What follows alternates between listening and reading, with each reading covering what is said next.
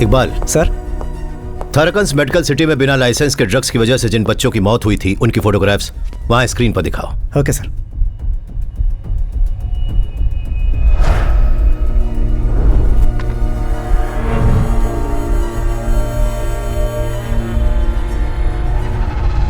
इन photographs को print करवाओ और फिर मेरे साथ चलो।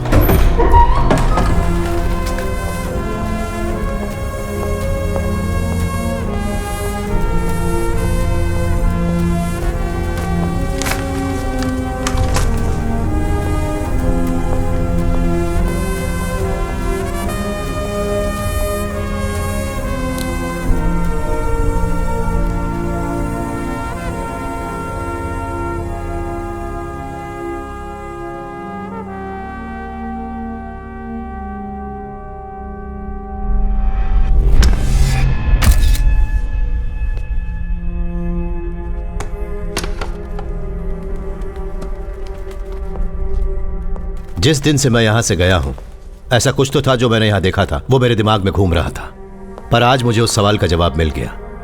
यहां जितनी भी फोटोग्राफ्स हैं उनमें से सिर्फ इसी का फ्रेम अलग है। यह नया और मॉडर्न फ्रेम लगता है। तो खूनी इसके जरिए हम तक अपनी बात पहुंचाना चाहता है। इससे साफ पता चलता है कि डॉक्टर थाराकन और मोहन नायर का खून क्यों किया गया। हाँ, जैसा कि हमें पहले से शक था, जो इंसान इन बच्चों की मौत का जिम्मेदार है और जिसने उस इंसान का साथ दिया, उन्हें जो सजा हमारा कानून देता वही सजा उन्हें इस विलन ने दी। तो फिर सर मिस्टर विनोद, उनका तो इन बच्चों की मौत से कुछ भी लेना देना नहीं था। अब इसी सवाल का जवाब हमें ढूंढना है, पर एक बात तो साफ है, इन हत्याओं की वजह आपसी दुश्मनी नहीं है। इसकी वजह है मासूमों को इंसाफ न मिलना, और इस वजह से शायद और भी हत्याएं होंगी।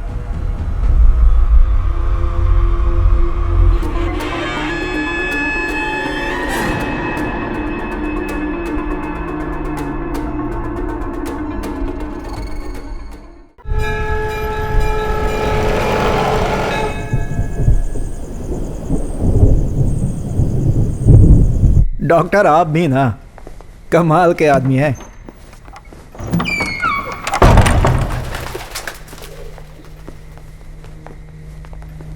आप हमें पहले ये बात बता देते कि ये जगह आपकी पत्नी के नाम पर है। तुम लोग पहले से एक दूसरे को जानते हो क्या? चलो फिर तो काम जल्दी ही हो जाएगा। हाँ।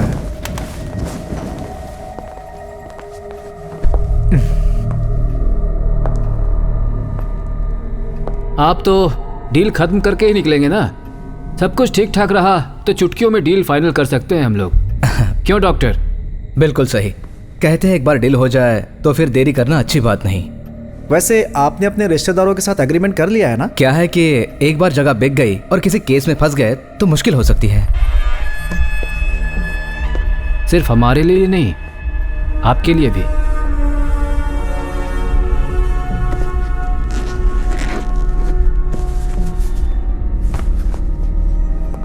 वैसे सर, इस जगह के बाकी हिस्सेदारों को आप संभाल लेंगे ना?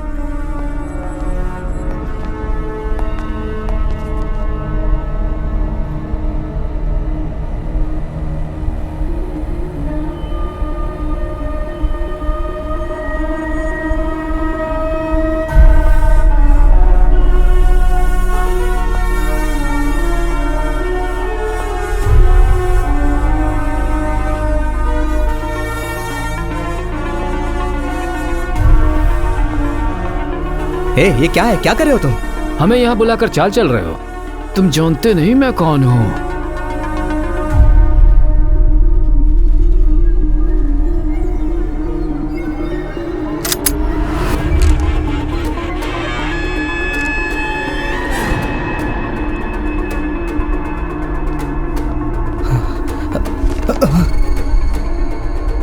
एक बात मैं आपको बता देता हूँ, आपने जो अभी देखा उसमें हमारा कोई हाथ नहीं है।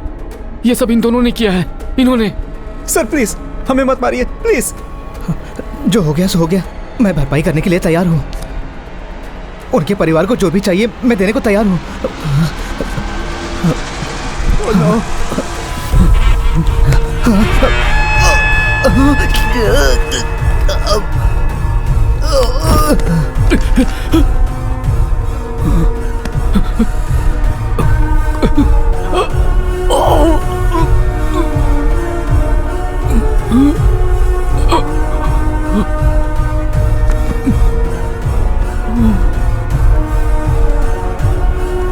नहीं sir, please. No.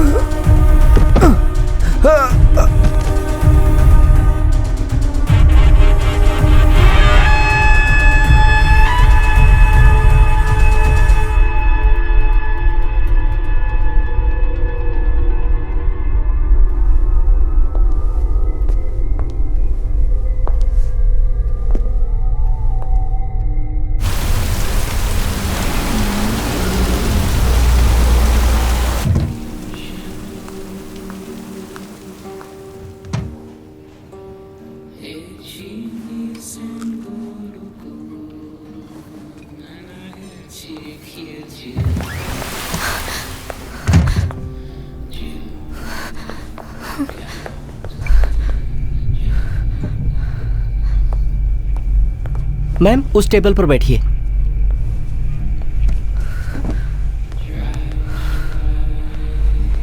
Madam order. Water please. Okay ma'am.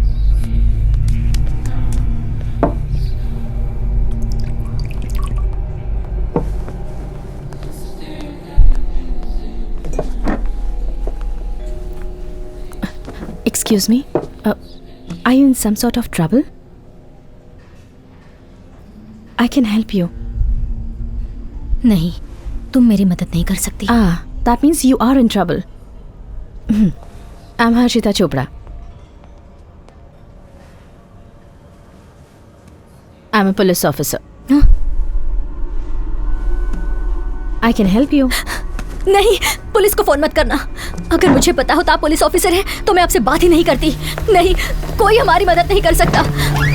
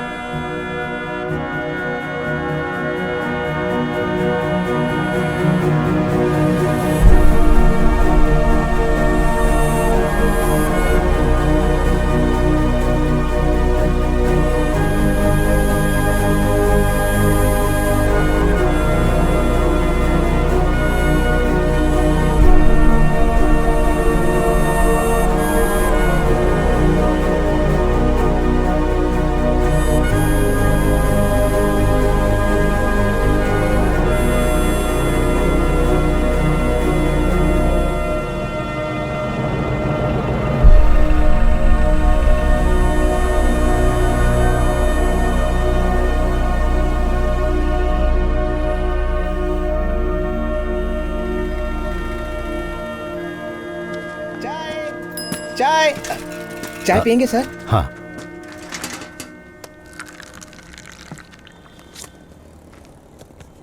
Sir ये तो हाँ हाँ।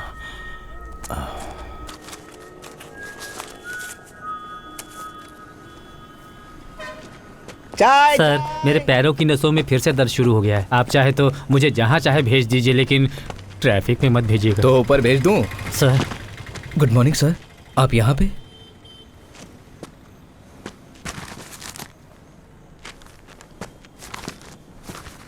इन्होंने फिर से ज्वाइन किया है? मेरा अखबार गया, अब मुझे दूसरा खरीदना पड़ेगा, नहीं तो टॉयलेट में बोर हो जाऊंगा यार। क्या करोगे पढ़कर? कुछ नहीं, सब बकवास है।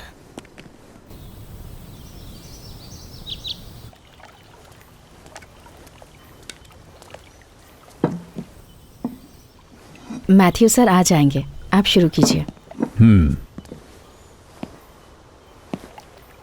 हाँ आओ Matthew. Good morning Matthew sir. बैठो। Good morning. जब भी तुम लेट होते हो मुझे लगता है वक्त पर आने की तुम अपनी आदत भूल चुके हो। कोई बात नहीं, 10 मिनट लेट चलता मैथ्यू है। Sir breakfast. It's okay, it's okay. खाओ ना Matthew. No no no sir. तो 7 महीने की छुट्टी के बाद तुम आज वापस ज्वाइन कर रहे हो और आज शाम तुम नौकरी छोड़ भी रहे हो। फैसला सोच समझ कर किया है ना? तो आज तुम्हारी सर्विस का आखिरी दिन है। मेरी इस बात का बुरा मत मानना, पर मेरे हिसाब से तुम भाग रहे हो। भाग रहा हूं मैं? यस। हाँ। कहां से भाग रहा हूं? कहां भाग रहा हूं? सब लोग जानते हैं कि तुम्हारे साथ क्या क्या हुआ था, और मुझसे बेहतर कोई नहीं जानता कि तुम्हारा इस पर क्या प्रभाव पड़ा है। पर ये वॉलंटरी रिटायरमेंट कोई हल नहीं है मैथ्यू। जब तुम्हारे पास कुछ करने को नहीं होगा तो तुम्हारे दिमाग में फालतू ख्याल आएंगे। वो फालतू के ख्याल नहीं है सर, वो यादें हैं, और अब मेरे पास बस यादें ही हैं। I live in the past and that's why I am psychologically unfit for policing. मैं तुम पर दबाव नहीं डालूंगा। तो कल सुबह तुम एक यात्रा पर निकल रहे हो, लेकिन तुमने मुझे बताया नहीं तुम कहाँ जा रहे हो। सर ये एक मिशन है सर। मुझे नीलिमा की आखिरी इच्छा पूरी करनी है। उसने जिंदगी में मुझसे बस एक ही चीज मांगी थी। खैर छोड़ो, फिलहाल मैं तुम्हारी जगह किसी को पोस्ट नहीं कर रहा हूँ। कमिश्नर फिलहाल सिटी टास्क फोर्स संभाल लेगा, और तुम्हारी जगह किसी को रखना इतना आसान नहीं है मेरे दोस्त। But the show must go on sir. मुझे डर है शो कहीं बंद ना हो जाए। सर तुम्हें मेरी हेल्थ इश्यूज के बारे में तो पता ही है। ये जल्दी थक जाना और अचानक वजन कम होना। डॉक्टर्स काफ़ी टेस्ट कर चुके हैं। बॉम्बे के टाटा इंस्टीट्यूट में कुछ सैंपल्स भी भेज दिए गए हैं, और आज रिजल्ट्स भी आने वाले हैं। सर खैर छोड़ो, जाने से पहले शेव कर लेना। सर रहने दो, दाढ़ी में बिल्कुल किसी फिलोसोफर जैसे दिखते हो, एंड इट सूट्स यू। चलो।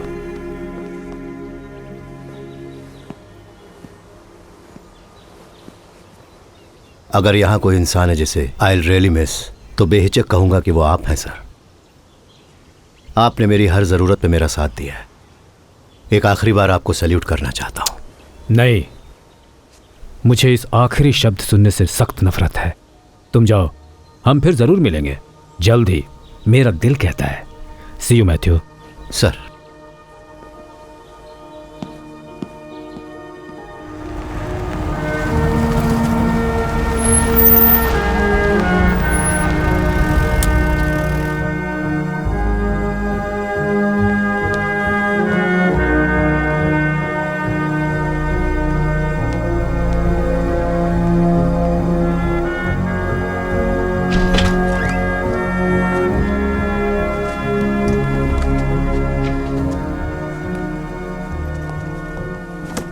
सुनो अनिल। सर मुझे गत्ते का एक बड़ा सा बॉक्स चाहिए होगा। ओके, मेरी सर। बुक्स और पर्सनल फाइल्स पैक करने सर के लिए। क्या आज ही आप? तुम जानते हो तो दोबारा क्यों पूछ रहे हो? सर मैं आए? हाँ श्रीनी आओ। और बताओ क्या चल रहा है? सर तो आपने फैसला कर लिया है? फिर से सोच लीजिए। मैं डीजी से मिल चुका हूँ। मुझे जो भी कहना था मैंने उन्हें बता दिया है। इसका मतलब इस बारे में आप मुझसे कोई बात नहीं करना चाहते? नाराज मत हो यार। सर तुम तो सब समझते हो। अब ये सब मुझसे नहीं होगा। सर समझ तो आप नहीं रहे। मैं पिछले 25 सालों से सैल्यूट करता आ रहा हूं सुपीरियर्स को, उन्हें जो इस देश पर राज कर रहे हैं। पर दिल से सैल्यूट करने का मन सिर्फ आप जैसे किसी लायक इंसान को ही करता है, पूरी इज्जत के साथ। लेकिन आपके जाने के बाद that's what I am going to miss. Shini I know you feel bad. Sir city task force वही यूनिट है जिसे मैंने बहुत मुश्किलों के बावजूद खड़ा किया है। सर बल्कि जब मैं पिछले 7 महीने से छुट्टियों पर था, मैं जानता हूं तुमने मेरा काम बखूबी निभाया, और वो भी बिना किसी और की मदद लिए, सिर्फ और सिर्फ मेरी खातिर। आज इतने दिनों के बाद जब मैंने अपनी ड्यूटी ज्वाइन की है और उसी दिन मैं वॉलंटरी रिटायरमेंट लेकर जा रहा हूं, यू फील लेट डाउन। जाने दीजिए सर, जो कुछ आपके साथ हुआ अगर मेरे साथ हुआ होता तो मैं तो अब तक पागल हो चुका होता। Are you sure? सर कि मैं पागल नहीं हूं?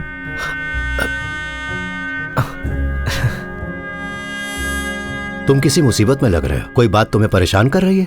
क्या आज सुबह आपने अखबार नहीं पढ़ी? नहीं, क्यों?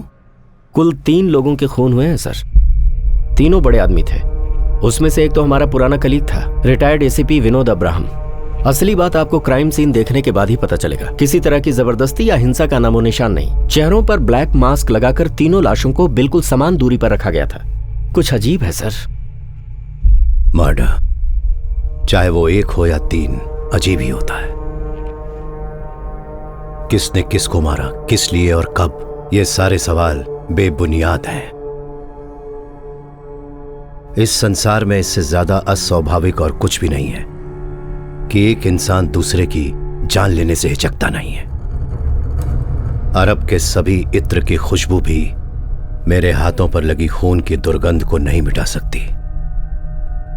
खून करने के बाद लेडी मैकबेथ ने यही कहा था,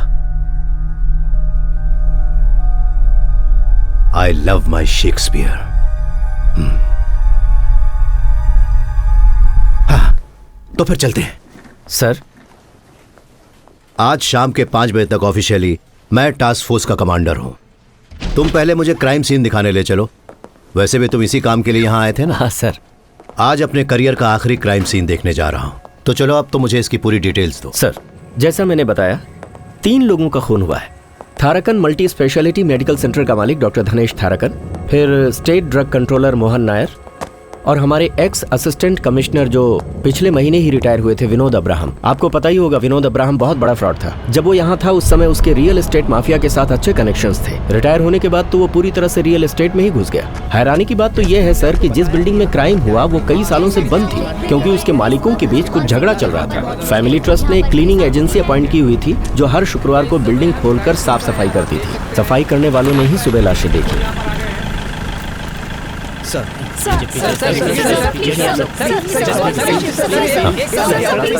आज सुबह मैं तुमसे पूछना भूल गया, अब तुम्हारे पैरों का दर्द कैसा है? बहुत बुरी हालत है सर। मैं आयुर्वेदिक दवाइयाँ ले रहा हूँ। पेट कम करने की दवा लो। सुना है आप मुझे ट्रैफिक ड्यूटी में शिफ्ट कर रहे हैं, लेकिन मैं ज्यादा देर खड़ा नहीं रह सकता। कुछ कीजिए ना सर, इनसे हालचाल पूछिए, ये डिमांड रखने लगते हैं। हमारे पुलिस डिपार्टमेंट में किस चीज की कमी है, तुमने कभी सोचा है? किसकी सर? कोई आगे नहीं आएगा। इंसानियत की। सर, क्या चल रहा है? फॉरेंसिक ने अपना काम शुरू कर दिया। जगह काफी बड़ी है, थोड़ा समय लग सकता है। हाँ। वो अंदर कैसे घुसे, कुछ पता चला? नहीं सर।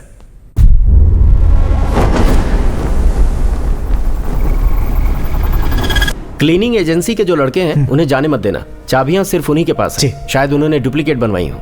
सर, मैंने उन्हें पुलिस स्टेशन भेज दिया है। हाँ, और मरे हुए लोगों के रिश्तेदार सुबह से ठीक है, उन्हें खड़े बाहर हैं। इंतजार करने दो। सर, ये हर्षिता चोपड़ा है। अभी हमारी टास्क फोर्स का हिस्सा है। इससे पहले एएसपी रह चुकी हैं।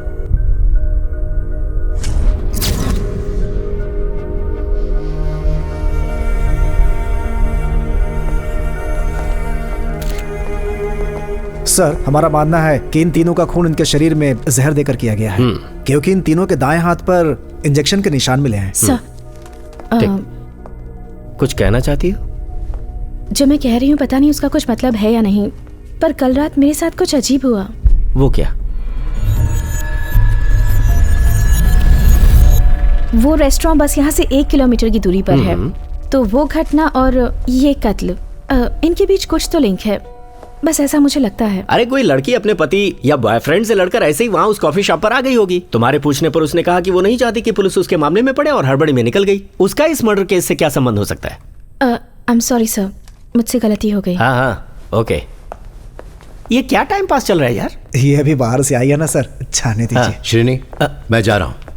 हाँ सर, मैंने तुम्हारे लिए यहाँ आकर सब कुछ देख लिया। अब आगे तुम देखो।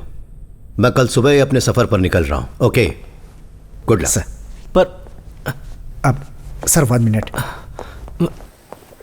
सर।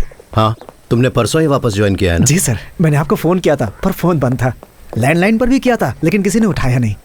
सर, सिर्फ आपके कहने पर ही डीजी साहब ने मेरा सस्पेंशन रोका और कमिश्नर साहब ने बताया कि मुझे फिर से टास्क फोर्स में अपॉइंट कर लिया गया। सर, मैं आपका शुक्रिया कैसे। तुम्हारी बेटी साहिबा कैसी है? उसका मेडिकल में एडमिशन हो गया सर। इसके लिए मुझे पैसे बहुत देने पड़े तो बहुत भाग दौड़ की मैंने, पर उसकी इच्छा पूरी हो गई सर। सर, अभी तक पुलिस ने इस बारे में कोई खुलासा नहीं किया है। इस बारे में हम आपको अपडेट्स देते रहेंगे। फिलहाल चलते हैं स्टूडियो में। सर, क्या कोई इंसान 7 महीने में इतना बदल सकता है? 7 महीनों की बात कर रहे हो? ये जो जिंदगी है ना, 7 मिनट में बदल सकती है।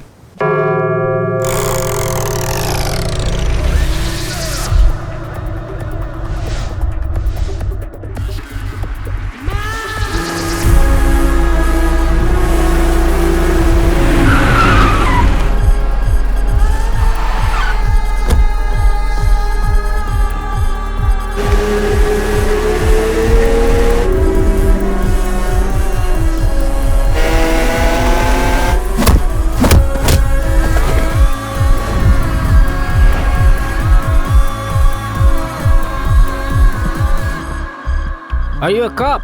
Yes my dear.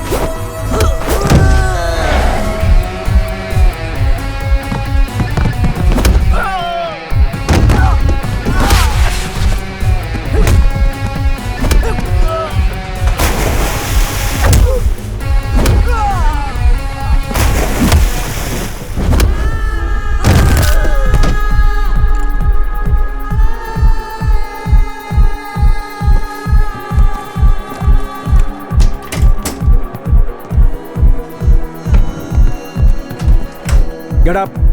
Police, come on, get up.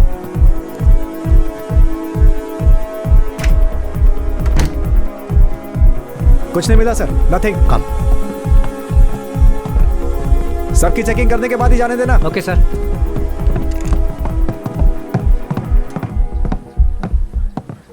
ठीक है, मैं देखता हूँ। Yes police. Police sir, I am Madhusudan Reddy from Hyderabad. What brings you here?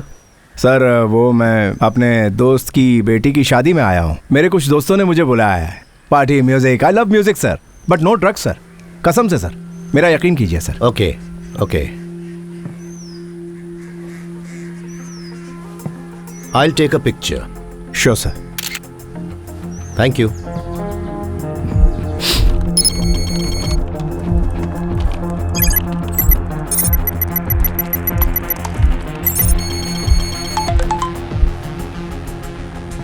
Felix de Vincent, the drug supplier based in Goa, Russian mafia का सबसे वफादार पार्टनर। लुक मिस्टर मैथ्यू, हम एक डील करते हैं। तुमने मुझे कभी देखा नहीं है।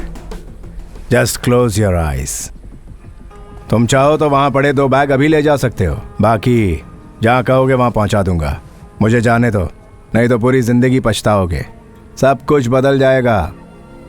मुझसे पंगा मत लेना सर। कम ऑन फेलिक्स, मुझे उम्मीद थी कि तुम्हारी धमकी में कुछ तो क्लास होगा, पर तुमने मुझे बिल्कुल निराश कर दिया।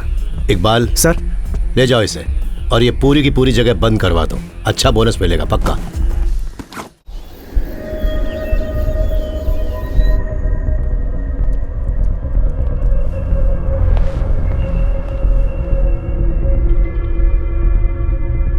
बिना मेरे सवालों का जवाब दिए तुम कब तक इस तरह से बैठे रहोगे फेलिक्स? ये एक ऐसी जगह है जिसके बारे में ज्यादा लोग नहीं जानते।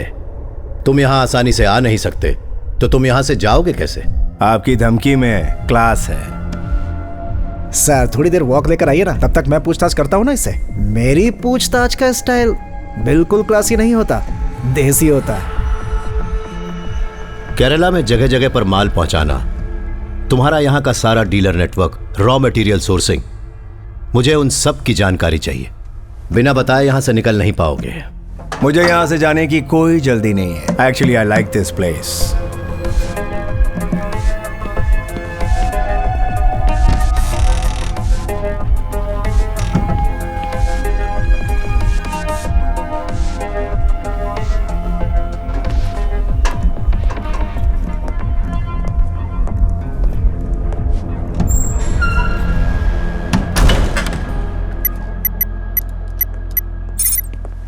कल रात से ही मेरा मोबाइल फोन बंद पड़ा हुआ है। उसे फिक्र हो रही होगी कि मैं कहाँ रह गया। आप जाइए सर, कल तो आप दिल्ली जा रहे हैं ना। उन्होंने शॉपिंग प्लान्स बना रखे होंगे।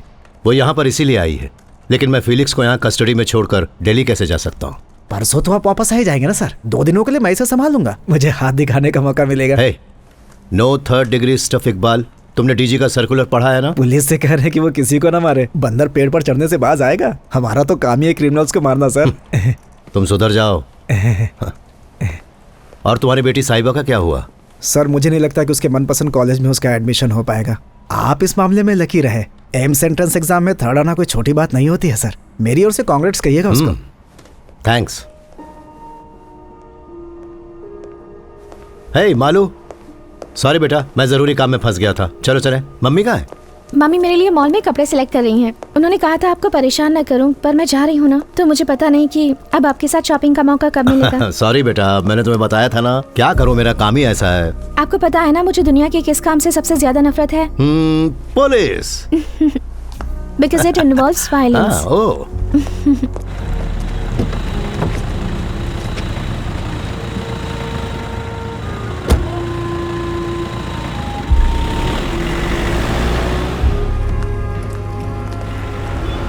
तो मैं ये कह रहा था कि पुलिस का मुख्य काम है कानून स्थापित करना, तो इसमें कभी कभी ताकत का इस्तेमाल करना पड़ता है। जो प्रोफेशन मैंने चूज किया है वो बेस्ट है। To be a doctor is to heal everyone, to heal the whole world. Oh. Mummy गरीब बच्चों के लिए जो स्कूल शुरू करने वाली हैं, मैं उसके पास एक छोटा सा हॉस्पिटल बनाऊंगी। देखना, तुम्हारे और तुम्हारी माँ के ये प्लान मुझे पक्का कंगाल बनाकर ही छोड़ेंगे। कंगाली का अपना अलग मजा है dad. Live adventurously. Sorry sorry sorry. Malu जरा देखो जो मैंने तुम्हारे लिए पसंद किया है वो कैसा अरे है। तुम्हारी मम्मी ने पसंद किया है। जरूर अच्छा ही होगा। हाँ, अच्छा ही होगा। मैं जाकर देखती बिल्कुल। हूँ। देखो, मुझे अच्छे से पता है कि तुम अब क्या कहने वाले हो। पहले कई बार ये एक्सप्लेनेशंस मैं सुन चुकी हूँ। टीवी पर देखा, डेयरडेविल कॉमिंग, सब्सटेंस हंटिंग। पता है मैं उसके जाने से पहले 2-3 दिन की छुट्टी लेकर उसके साथ वक्त बिताना चाहता था, पर नहीं हुआ। छोड़ो ना, कोई बात नहीं। हमारी बेटी अब पहले से बहुत समझदार हो चुकी है। वैसे तुमने जो कल किया वो काबिले तारीफ है। जानते हो मेरे पास कितने स्टूडेंट्स की माँ इन्हीं ड्रग्स से रिलेटेड प्रॉब्लम्स का रोना लेकर पहुंचती हैं। उसने तुम्हें अपनी इच्छा बताई? वो तुम्हारे स्कूल के पास ही एक छोटा सा हॉस्पिटल बनाना चाहती है और वहां मुफ्त में लोगों का इलाज करेगी। बिल्कुल तुम पर गई है वो। और तुम पर भी। सच बताओ, तुम्हें इस बात का दुख हो रहा है ना कि वो पढ़ने के लिए दिल्ली जा रही है? ये उसके लिए बहुत ही अच्छी अपॉर्चुनिटी है। हाँ, फिर भी तुम उसे सबसे ज्यादा मिस करने वाले हो। तुम्हें तो कोई दुख नहीं हो रहा लगता है। दुख तो हो रहा है, पर मैं तुमसे ज्यादा स्ट्रांग हूँ। तुम्हारा दिल नाजुक है ना। अब घर में सिर्फ हम दोनों ही रह जाएंगे, पहले की तरह।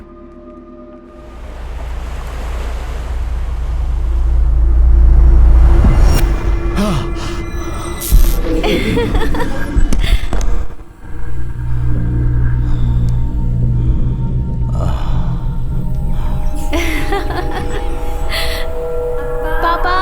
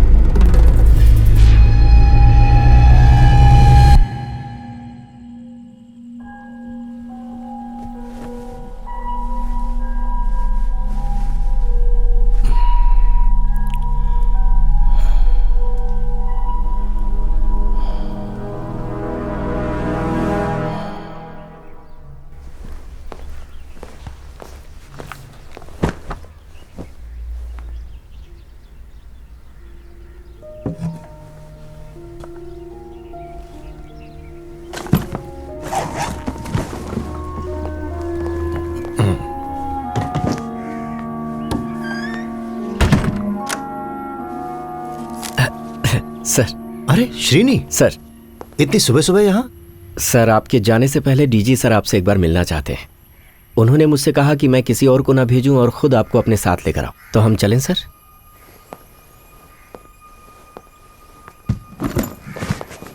मैं अपनी गाड़ी में आऊंगा, तुम फॉलो करो। मैं आपके साथ चलता हूं सर।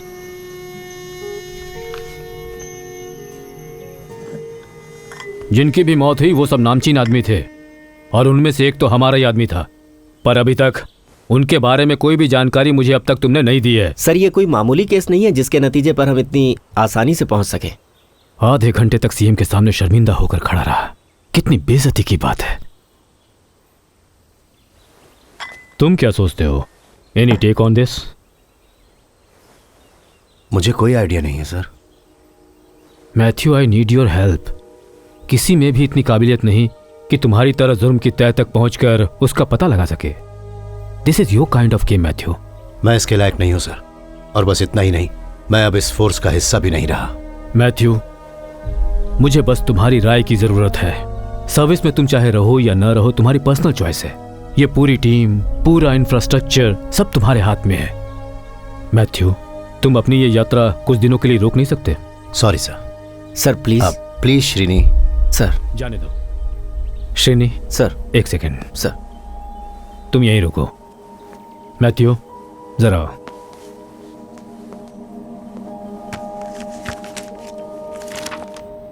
मैं तुम्हें एक बात बताना चाहता हूं।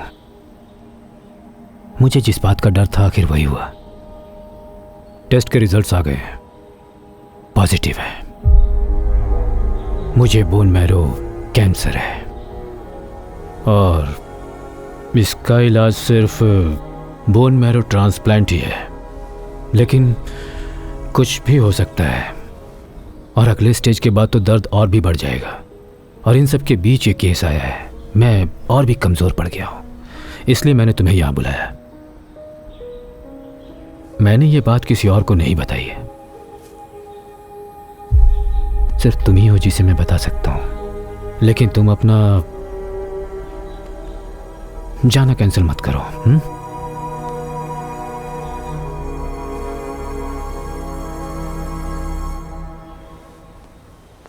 श्रेणी सर, तुम इस केस की छानबीन शुरू कर दो। सर, मैं भी आज शाम की रिव्यू मीटिंग के लिए आऊंगा। Will do our best sir. Good sir. मैं तुम्हें शाम को।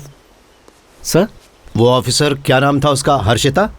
सर, वो उस दिन कुछ बता रही थी ना, रेस्टोरेंट में जो बुर्का पहने मिली थी। उसका इस केस से कोई लेना देना नहीं। लेना देना है श्रीनी।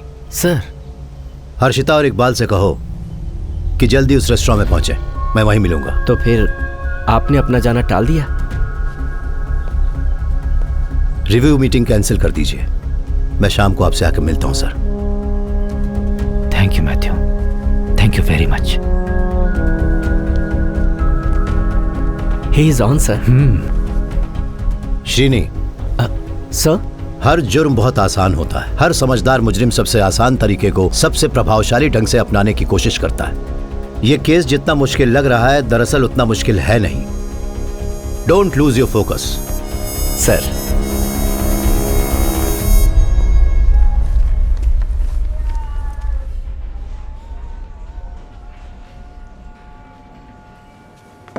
हर्षिता, कितना वक्त हो गया तुम्हें सर्विस ज्वाइन किए हुए? लगभग 10 महीने सर। तुम्हें ऐसा क्यों लगता है कि इन मर्डर्स का उस घटना से संबंध है जो उस दिन तुम्हारे साथ हुई? ऑनेस्टली मुझे नहीं पता सर, बस मन से आवाज आई, माय गट फीलिंग।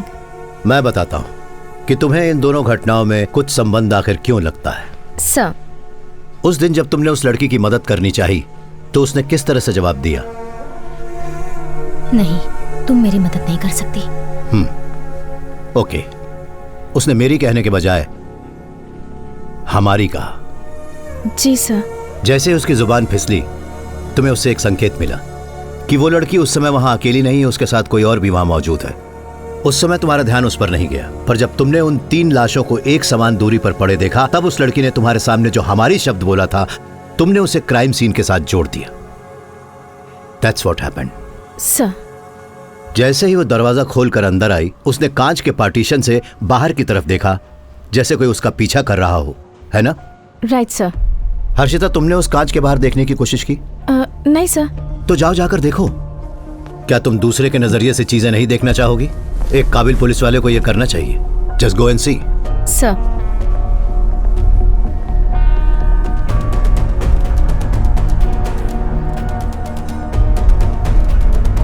सर इसके बाहर तो दिखता ही नहीं। यस, तुमने कहा था कि वो औरत अंदर आने के बाद वहां खड़ी होकर कुछ देर कांच के बाहर देख रही थी। जब कांच के बाहर देखा ही नहीं जा सकता तो फिर वो कर क्या रही थी? वो इस ग्लास में परछाई देख रही थी, उस टेबल की। उस टेबल पर जो बैठा था वो औरत उसी को देखना चाह रही थी। तो इसका मतलब उसका वो डर और जो परेशानी थी सब एक नाटक था उस टेबल पर बैठे हुए इंसान का ध्यान अपनी तरफ खींचने के लिए। हो सकता है कि वो चाहती थी कि वहां बैठा हुआ इंसान उठे और जाकर उससे पूछे कि उसके साथ हुआ क्या है। तो पता लगाते हैं उस दिन उस टेबल पर कौन बैठा हुआ था। इकबाल, हम लोग सीसीटीवी फुटेज देखते हैं।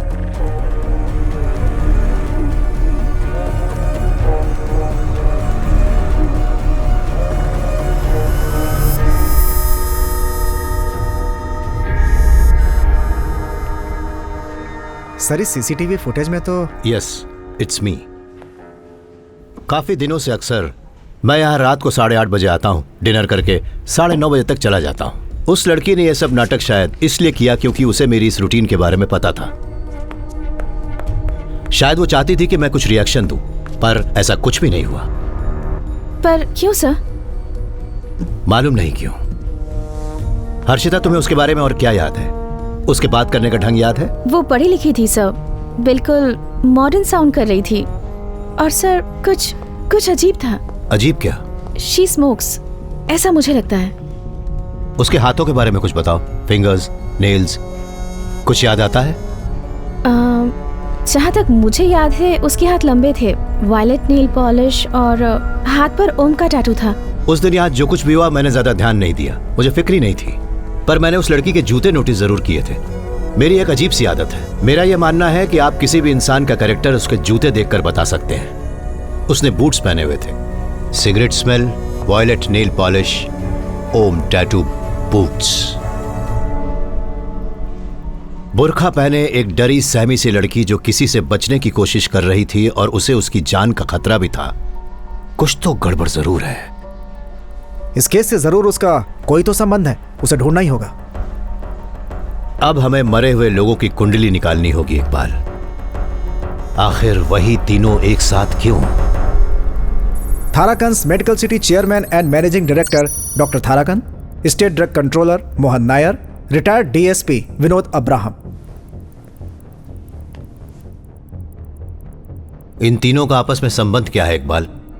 सर आपको वो वाकया तो याद होगा ना, 10 महीने पहले, तारीख थी 23 अक्टूबर 2016, थाराकंस मेडिसिटी में एक बहुत बड़ा हादसा हुआ था। उन्होंने डेंगू के इलाज के लिए एक बिना लाइसेंस के इंपोर्टेड ड्रग का इस्तेमाल किया था, जिसमें 9 से 16 साल के 8 बच्चों की मौत हो गई थी। ये उस समय की सनसनीखेज खबर थी सर। सरकार तक ने ड्रग कंट्रोलर को रिपोर्ट दर्ज करने के लिए कहा था।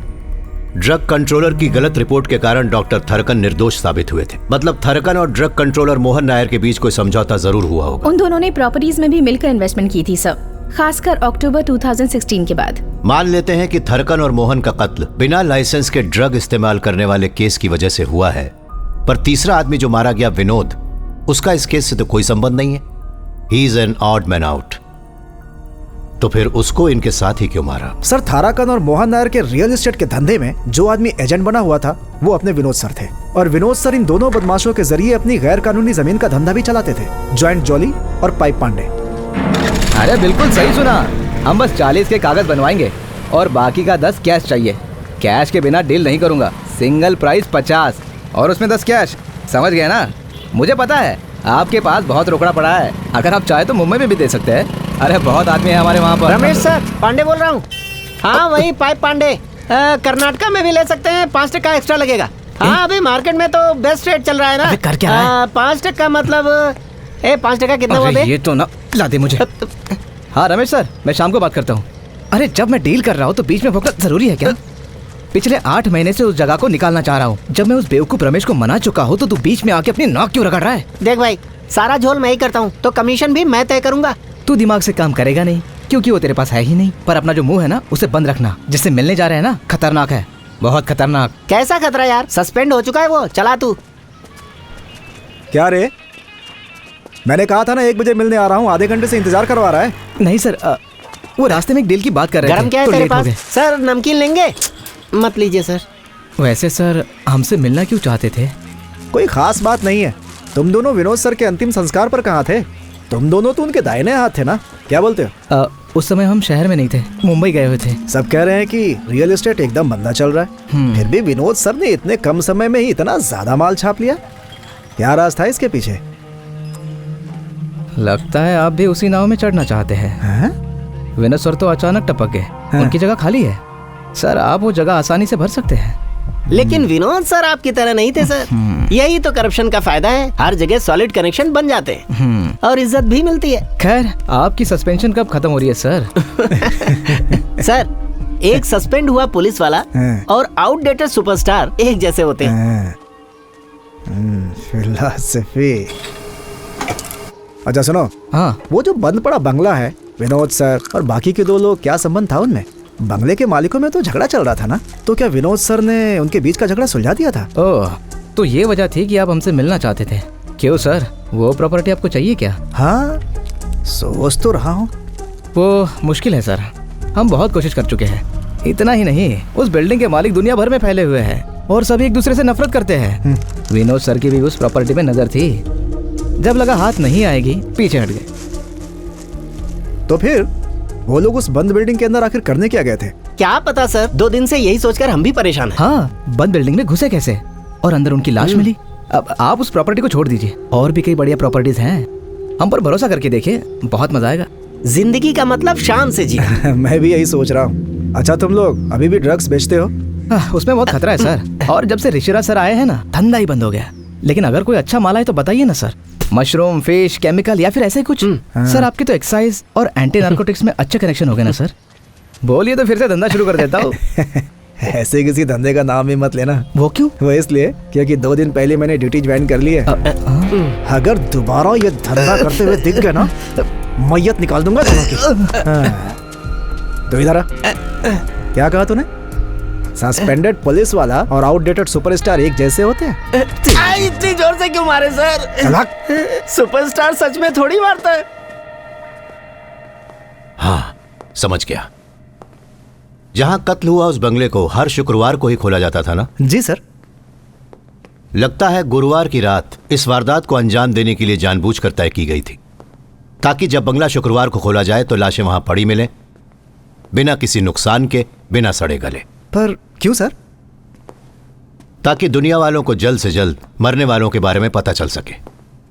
खूनी इन कत्लों के जरिए समाज के लोगों में जरूर कोई ना कोई खास मैसेज पहुंचाना चाहता था। कुछ तो है जिसे हमने अनदेखा कर दिया है या अभी तक ढूंढ नहीं पाए। वो जरूर सीन ऑफ क्राइम पे है इकबाल, आई एम श्योर। 3 एकदम तंदुरुस्त लोग एक जहरीला इंजेक्शन लगवाने के लिए इतनी आसानी से आखिर मान कैसे गए?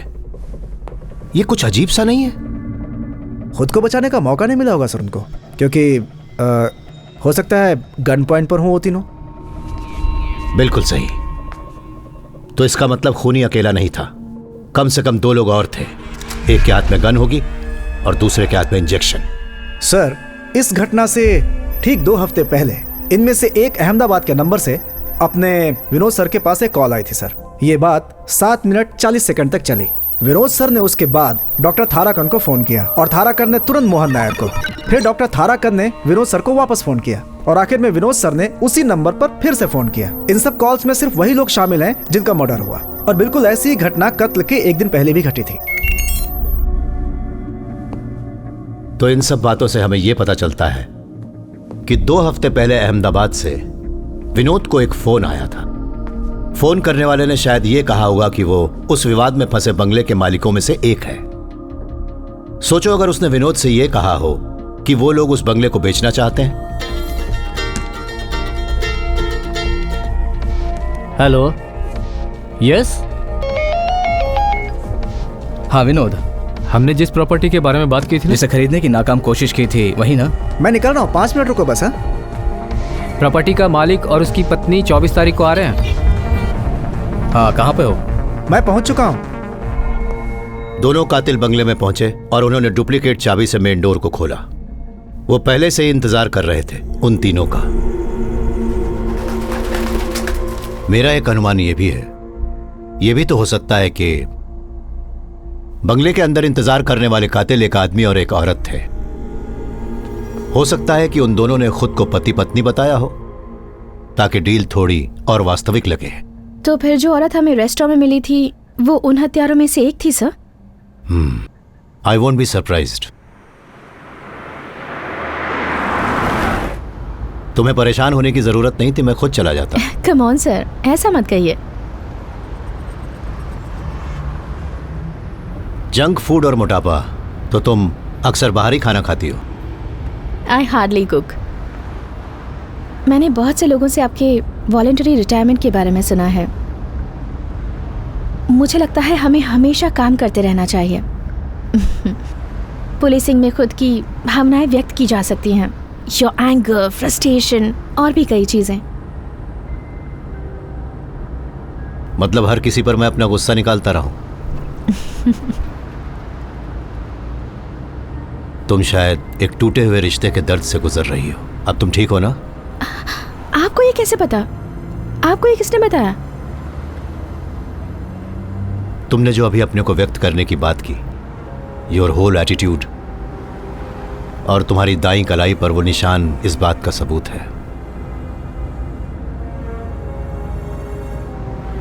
मैं नादान थी, वो मेरे लायक ही नहीं था। पता नहीं मुझे आपके सामने ये सब बातें कहनी भी चाहिए या नहीं सर। बोलने में बुराई भी क्या है, तुम बोलो। प्यार धोखे का दूसरा नाम है। या तो लड़का लड़की को धोखा देता है या फिर लड़की लड़के को धोखा देती है, और अगर दोनों एक दूसरे को धोखा नहीं देते तो प्यार को धोखा देते हैं।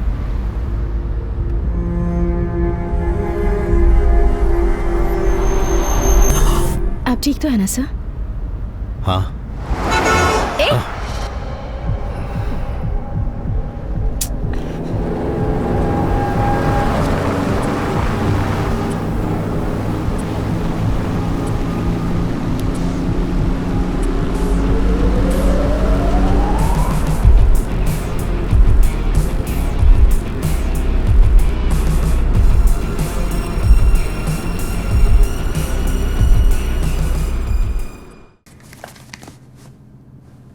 प्रॉपर्टी का मालिक और उसकी पत्नी सुनो, एक बार। Yes madam.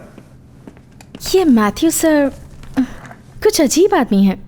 Very very brilliant, but थोड़े से मेरा मतलब क्या वो आपको थोड़े पागल लगते हैं मैडम? नहीं, ऐसा नहीं है। पिछले 7 महीनों में उनके साथ जो कुछ भी हुआ है उसके बाद भी वो यहाँ खड़े हैं, बहुत बड़ी बात है। उनकी पत्नी और उनकी बेटी के साथ वाली ट्रेजेडी ना। जी मैडम, सर की बेटी का दिल्ली में MBBS में एडमिशन हो गया था। जब सर और उनकी पत्नी अपनी बेटी को दिल्ली छोड़ने एयरपोर्ट जा रहे थे।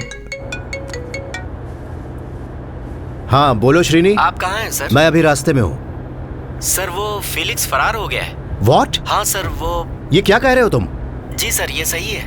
आ रहा हूं मैं। सर। ए श्रीधर, गाड़ी साइड में रोको।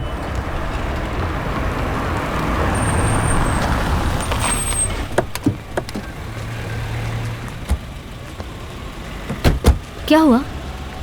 बेटा पापा को ना। आप नहीं चल रहे ना? मैं आ रहा हूँ ना, अगली फ्लाइट से पहुँचता हूँ, प्रॉमिस। देखिए, आप इससे झूठा वादा मत कीजिए। अगर आप नहीं आ सकते तो कोई बात नहीं, मैं मजबूर हूँ। आप जाइए, हमारी फिक्र बिल्कुल भी मत कीजिए। कल आना हो, परसों आना हो, जब समय मिले आ जाइए। आपके आने तक मैं इसके साथ ही रहूंगी। पापा से नाराज मत होना बेटा। कोई बात नहीं पापा, फिक्र मत कीजिए, आप बाद में आ जाइएगा। श्योर? Okay, bye. बाय पापा।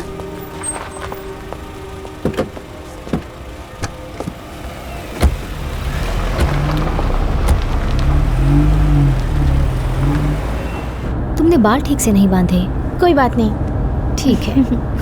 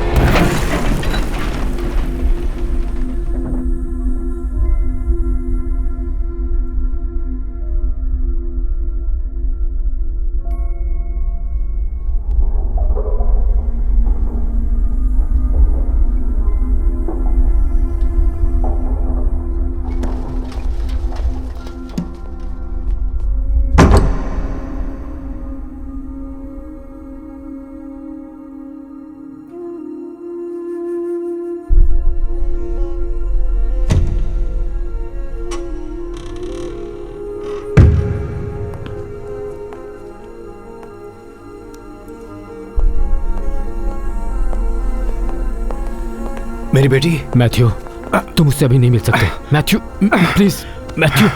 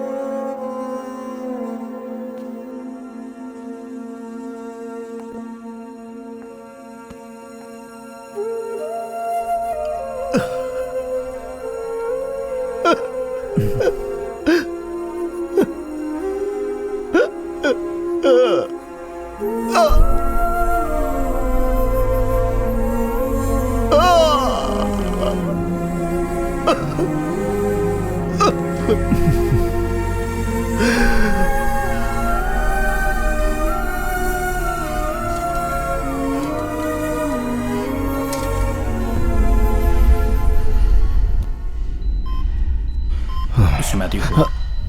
Chief doctor wants to meet you. Okay. दूसरे डॉक्टर्स की राय के लिए हमने नीलिमा की केस फाइल्स को डेनमार्क भिजवाया था। तुम जानते हो, उनके पास भी इसका कोई इलाज नहीं है मैथ्यू। डीजीपी ने मुझे बताया कि तुम्हारा और नीलिमा का कोई और रिश्तेदार भी नहीं है। ऐसी हालत में नीलिमा के साथ हर वक्त रहने के कारण तुम्हारी मानसिक स्थिति बिगड़ भी सकती है। तुम डॉक्टर विश्वेश्वर से आखिर मिल क्यों नहीं लेते? हमारे साइकेट्रिस्ट हैं काउंसलिंग के लिए। हो सकता है उनसे मिलकर तुम्हें अच्छा लगे।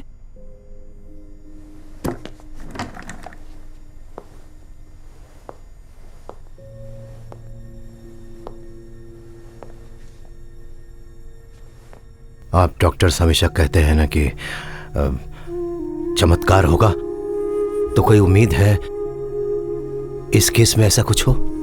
मैं आपको कोई झूठा दिलासा नहीं देना चाहता sir. I am really sorry.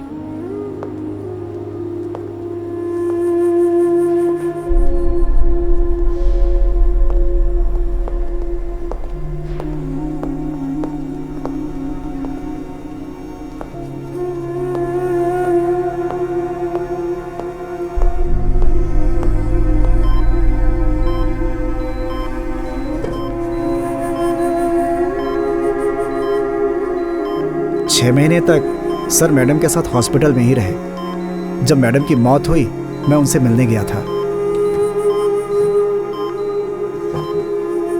वो बहुत बदल चुके थे, जैसे कि कोई पागल इंसान हो। 1 महीने के लिए और उन्होंने छुट्टी एक्सटेंड करा ली और वॉलंटियर रिटायरमेंट के लिए अप्लाई कर दिया। He was a wonderful husband, wonderful father. हाँ, एक बात बताओ मैम। फेलिक्स की कस्टडी से फरार होने की वजह से तुम्हें सस्पेंड कर दिया गया था? जी मैडम, तब वहाँ मैं ही इंचार्ज था। पर वो भागने में कामयाब कैसे हुआ? मैडम, वो अभी तक एक रहस्य बना हुआ है। हमारे शेल्टर में पावर फेलियर हुआ, इन्वर्टर बैकअप भी फेल हो गया, जनरेटर खराब था और वो 20 मिनट तक शुरू नहीं हो पाया। जब तक गार्ड इमरजेंसी लैंप लेकर पहुंचा तब तक वो भाग चुका था मैडम। अचानक पावर फेलियर हो गया, बैकअप सिस्टम ने काम करना बंद कर दिया, ये सब एक साथ होना अजीब नहीं लगता? अब इस बारे में क्या कह सकते हैं मैडम। सुपीरियर्स को बस बलि के बकरे चाहिए। मुझे और बाकी 3 लोग को सस्पेंड करके उन्होंने वो केस ही बंद कर दिया मैडम। मैथ्यू सर ने डीजी से बात की थी, इसलिए मुझे सस्पेंशन से वापस बुला लिया। सर ठीक है सर। नहीं, हम इधर ही हैं सर। मैथ्यू सर का फोन था, वो हमसे अभी मिलना चाहते हैं। कितनी देर में आने वाले हैं वो? 10 मिनट में मैम।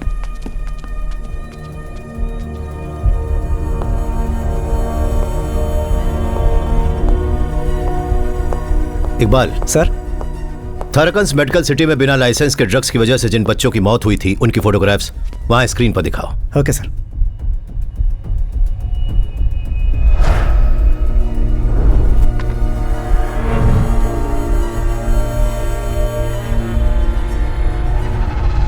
इन फोटोग्राफ्स को प्रिंट करवाओ और फिर मेरे साथ चलो।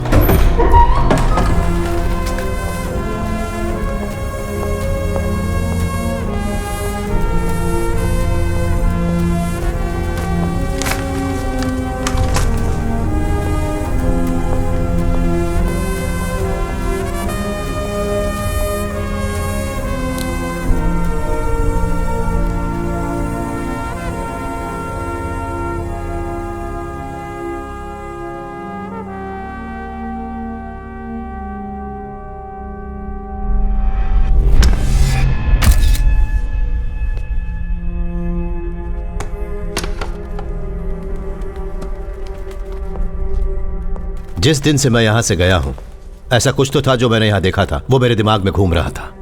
पर आज मुझे उस सवाल का जवाब मिल गया। यहां जितनी भी फोटोग्राफ्स हैं उनमें से सिर्फ इसी का फ्रेम अलग है। यह नया और मॉडर्न फ्रेम लगता है। तो खूनी इसके जरिए हम तक अपनी बात पहुंचाना चाहता है। इससे साफ पता चलता है कि डॉक्टर थाराकन और मोहन नायर का खून क्यों किया गया। हाँ, जैसा कि हमें पहले से शक था, जो इंसान इन बच्चों की मौत का जिम्मेदार है और जिसने उस इंसान का साथ दिया, उन्हें जो सजा हमारा कानून देता वही सजा उन्हें इस विलन ने दी। तो फिर सर, मिस्टर विनोद, उनका तो इन बच्चों की मौत से कुछ भी लेना देना नहीं था। अब इसी सवाल का जवाब हमें ढूंढना है। पर एक बात तो साफ है, इन हत्याओं की वजह आपसी दुश्मनी नहीं है, इसकी वजह है मासूमों को इंसाफ न मिलना, और इस वजह से शायद और भी हत्याएं होंगी।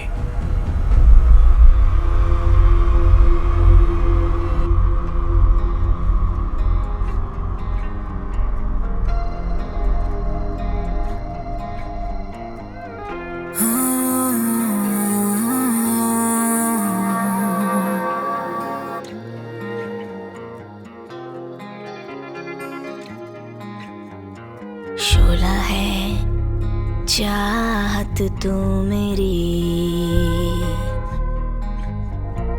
तू ही दिल धड़कन तू मेरी, तू जो चाहे तू जो ढूंढे आ दिखा दूं मैं वो तुझको, मेरी पलकें मेरी जुल्फें देना चाहे छाऊं तुझको।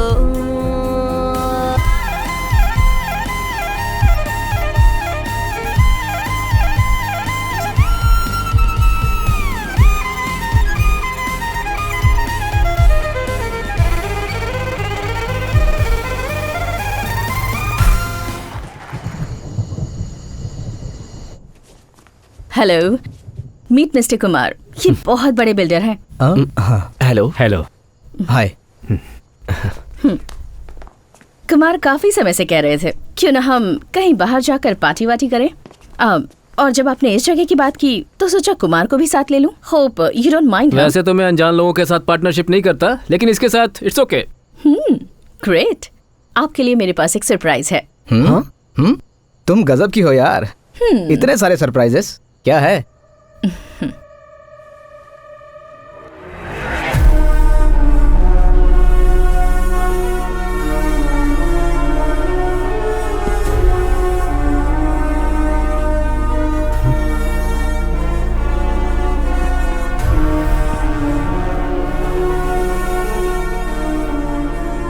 कौन है तू?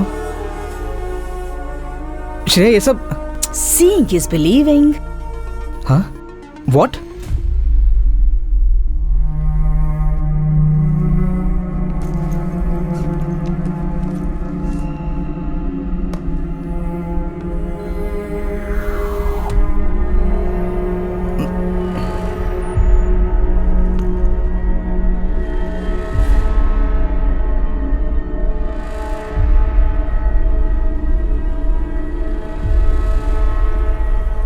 ये सब क्या है? तू श्रेया, श्रेया सुनो please.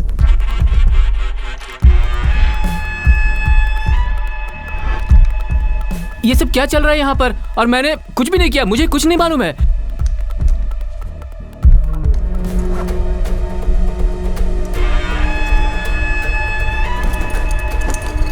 No please please no.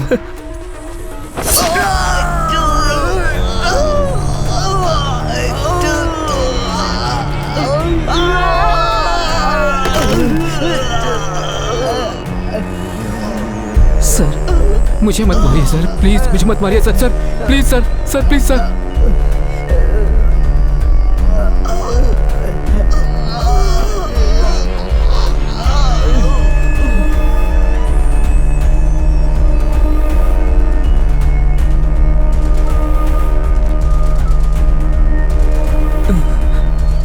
Sir sir sir sir please sir, please sir, please please please please please sir, मुझे छोड़ दीजिए सर। है नहीं?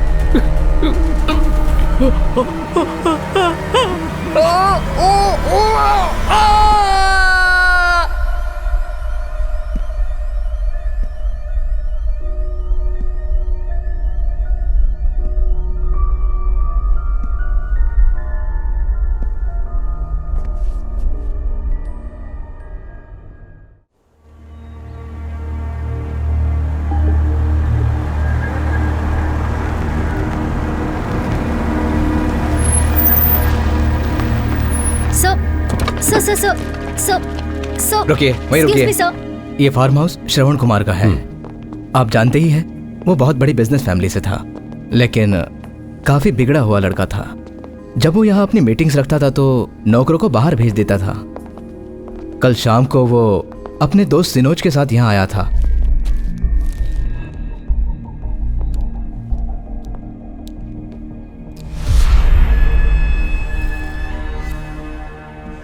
दोनों हादसों का तरीका एक ही है, लेकिन दोनों घटनाओं में मारने का अंदाज अलग था। जो लोग किसी के साथ जबरदस्ती करते हैं उन्हें सजा देने का ये सबसे प्रचलित तरीका है। क्या इन दोनों का ऐसा कोई बैकग्राउंड था? आपको नहीं मालूम मैडम, कुछ दिनों पहले एक भयानक केस सामने आया था, करुणा रेप केस। एक 20 साल की लड़की का रेप और मर्डर हुआ था। 2 लोगों को इस केस में पकड़ा गया था। यही श्रवण और सिनोज जिनका कल मर्डर हुआ है। पुख्ता सबूत ना होने की वजह से ये दोनों बच निकले थे मैडम। एसीपी विनोद ने ही उस केस की तहकीकात की थी। जिस तरह से उसने इस केस को हैंडल किया था, उसे लेकर मीडिया में काफी विवाद हुए थे। तुम्हारे साथ जिन लोगों ने लड़की के माता पिता ने मीडिया के सामने बयान दिया कि बच्ची ने विनोद को मुजरिम के नाम बताए थे। बताओ बेटा। मुझे पता है। इन दोनों को बाहर लेकर जाओ। डॉक्टर तुमसे भी कह रहा हूँ, तुम भी बाहर जाओ। बताओ। श्रवण। श्रवण। उन्होंने सीएम तक से शिकायत की थी कि विनोद ने लड़की की स्टेटमेंट गलत रिकॉर्ड की है। वो केस आज भी हाई कोर्ट में पेंडिंग पड़ा हुआ है। मैं देखता हूँ। Sir please. तो फिर पैटर्न ये था सर।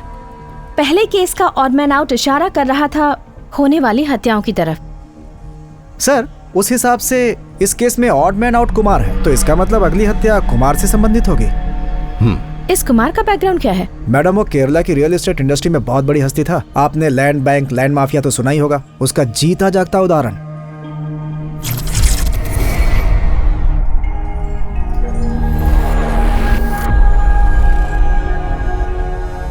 इस धरती के सबसे जहरीले प्राणियों में से एक है पफरफिश।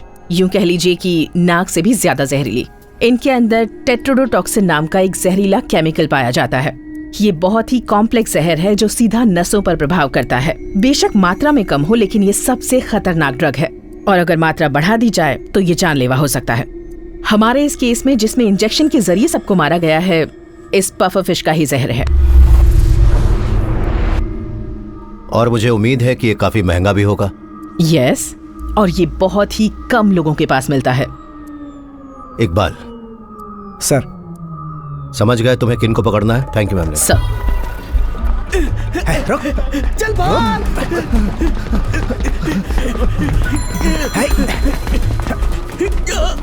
रुक रुक।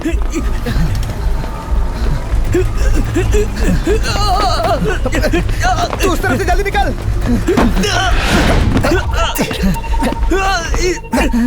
चुपचाप चल। मुझे छोड़ दीजिए सर, मैंने क्या किया? चल सब बताता हूँ ना क्या किया। कुछ भी तो नहीं किया सर।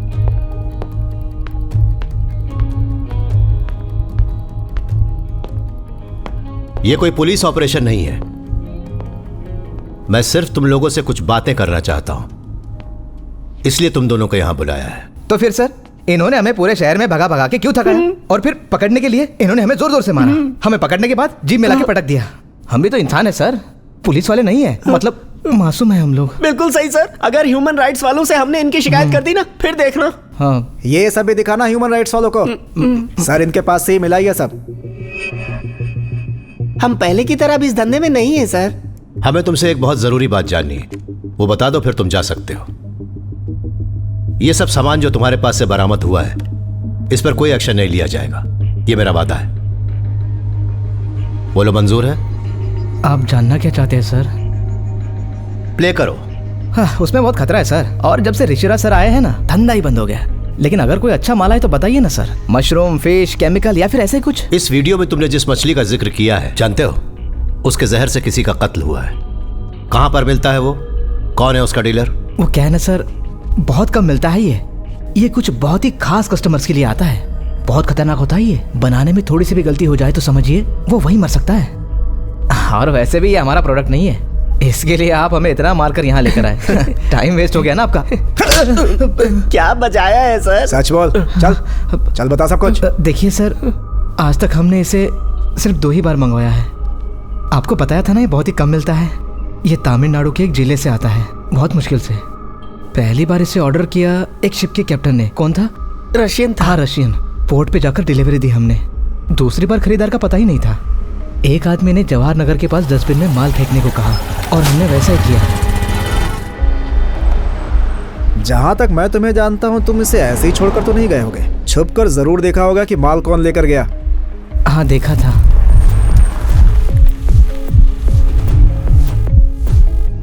तुमने ये नहीं देखा कि गाड़ी के अंदर कौन था? नहीं सर, बस उसके हाथ देखे। पक्का वो कोई औरत थी। हाँ, तुमने उसकी उंगलियां देखी थी?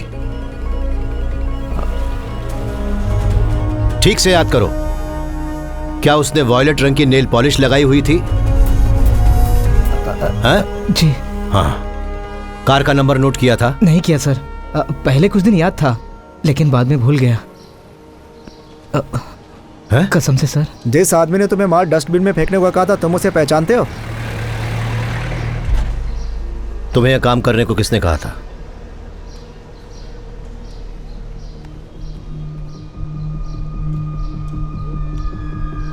इसने कहा था?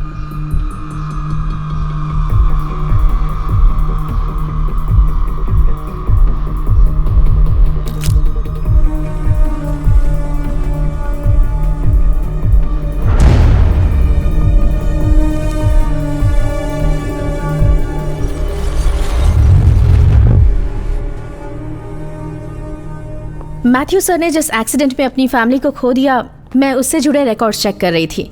जिस ट्रक ने टक्कर मारी थी उसका ड्राइवर भी वहां मारा गया था ना? जी हाँ मैडम। मैंने उस ड्राइवर की पोस्टमार्टम रिपोर्ट चेक की। उसके सिर के पीछे किसी भारी चीज से चोट लगी थी। रिपोर्ट के मुताबिक वही उसके मौत का कारण थी। पर यह चोट उसके सिर में लगी कैसे? किसी बहुत ही भारी मेटल ऑब्जेक्ट के लगने से यह घाव हुआ था।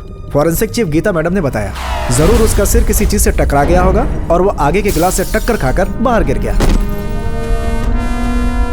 एक्सीडेंट के बाद लगभग 40 मिनट तक सर की वाइफ और उनकी बेटी सड़क पर पड़े रहे, अनअटेंडेड। अगर वो उन सबको निशाना बना रहे हैं जो कानून से बच निकलते हैं, फिर और भी तो लोग हैं। उसने सिर्फ इन लोगों को ही क्यों चुना? डॉक्टर तारकन, विनोद, मोहन नायर और वो 3 लोग जिनका हाल में कत्ल हुआ, सिर्फ इन्हें मारने की क्या वजह हो सकती है? एक वजह तो है सर, जो हर चीज से जुड़ी हुई है। मेरे हिसाब से इन दोनों हादसों का कारण एक ही है, वो है थाराकंस मेडिसिटी। मुझे इस हॉस्पिटल के पूरे डेटाबेस की सारी जानकारी चाहिए। डेटाबेस से मेरा मतलब यहां पढ़ने वाले स्टूडेंट्स हैं। Okay sir. Okay, thank you.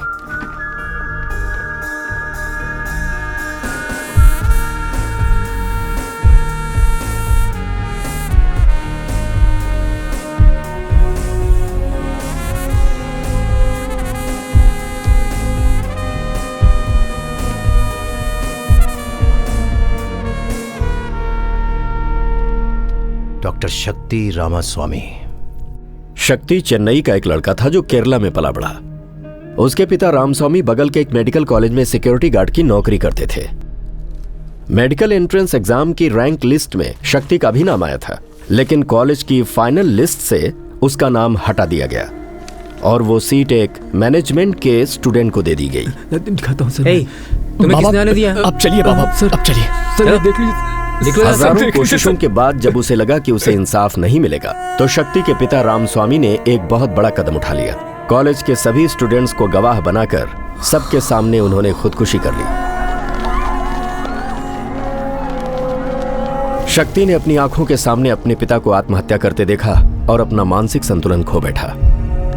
शक्ति को आपको तो शायद याद ही होगा कि कुछ साल पहले केरला में स्टूडेंट्स की एक बहुत बड़ी स्ट्राइक हुई थी और आखिरकार सरकार को खुद इस मामले को सुलझाना पड़ा था। शक्ति को आखिरकार कॉलेज में एडमिशन मिल ही गया। वो कॉलेज में किसी से भी बात नहीं करता था।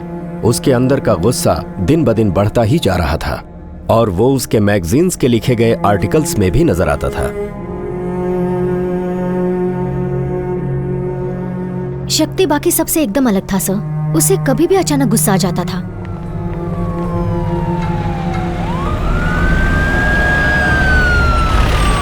शक्ति ने ही जूते मारकर विद्रोह करने का नया ट्रेंड शुरू किया था। पहली बार उसने ऐसा तब किया था जब हमारे कॉलेज में एजुकेशन मिनिस्टर आए थे। इसकी वजह से उसे कुछ दिन जेल भी जाना पड़ा था, पर वो केस वही खत्म हो गया था। सो डॉक्टर शक्ति रामास्वामी इज अवर मैन।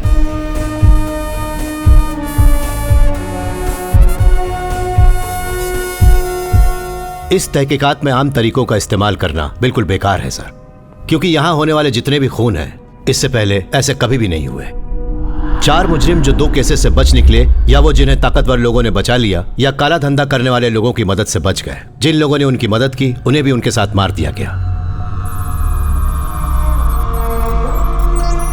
पहले केस में जब विनोद शिकार बना था ना, हम लोग थोड़ा हैरान थे, याद है? कत्ल की वजह हमें तब मिली जब दूसरी घटना फार्म हाउस में घटी। वो दोनों जिनका बाद में खून हुआ वो रेप के दोषी थे, पर विनोद की मदद से वो दोनों लोग छूटने में कामयाब हो गए। और दूसरी घटना में भी बिल्कुल ऐसा ही हुआ। इसमें भी there is an odd man out. मशहूर बिल्डर कुमार, उसका कत्ल इस बात की ओर इशारा करता है कि जल्द ही एक और खून होने वाला है। मैंने शक्ति के फेसबुक पोस्ट्स और ब्लॉग्स वगैरह चेक किए। एक महान आदमी जो करप्शन और अन्याय को रोकने की कोशिश कर रहा है, एक अकेला बागी, वो इस तरह के विषयों पर लिखता है। तो तुम्हें लगता है जिस हॉस्पिटल में वो काम किया करता था, 2 गुना जिनका वो साक्षी है, 2 केस जिनमें इंसाफ नहीं मिला, इस वजह से वो खून खराबे पर उतर आया? आप जैसा सोच रहे हैं वैसा बिल्कुल भी नहीं है। डॉक्टर शक्ति मजबूर होकर अचानक किसी का भी खून नहीं करेगा। ये कई सालों की प्लानिंग थी। मेरा मतलब है कि उसके दिमाग में बहुत समय से ये खिचड़ी पक रही थी। ऐसा बोल सकते हैं कि उसकी जानकारी के बिना उसके अंदर कहीं ना कहीं एक बहुत खतरनाक हिंसात्मक जानवर पनप रहा था। यस, जैसा कि आपने बिल्कुल सही अनुमान लगाया। जो भी घटनाएं उसके हॉस्पिटल में काम करने के दौरान घटी, मेडिकल माफिया को लोगों की जान के साथ खिलवाड़ करते हुए उसने देखा। एक क्रूर अपराध जिसे अनदेखा कर दिया गया। 8 बच्चे जिन्होंने मेडिकल माफिया की वजह से अपनी जानें गंवा दी, उनके माता पिता का दर्द और उनका नाकामयाब विद्रोह, इन सब घटनाओं ने शक्तिवेल के अंदर के उस जानवर को बाहर निकाल दिया, ऐसा मुझे लगता है।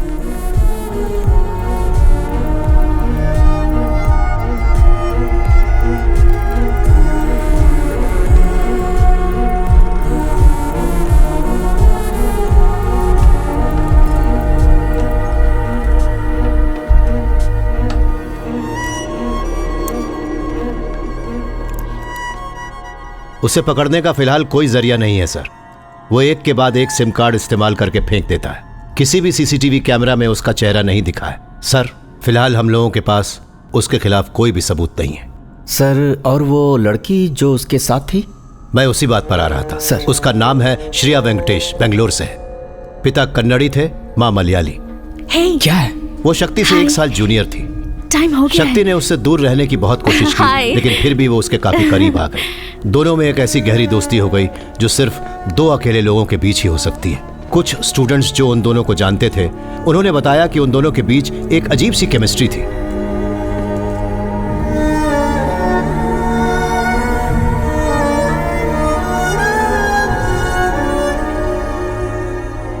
एक इंसान जो कानून के हाथों से बच निकले हुए मुजरिमों को बेरहमी से सजा देता है, एक पागल किस्म का आदमी जो कानून अपने हाथों में लेता है। आप समझ सकते हैं उसकी दिमागी हालत बहुत ही खतरनाक है।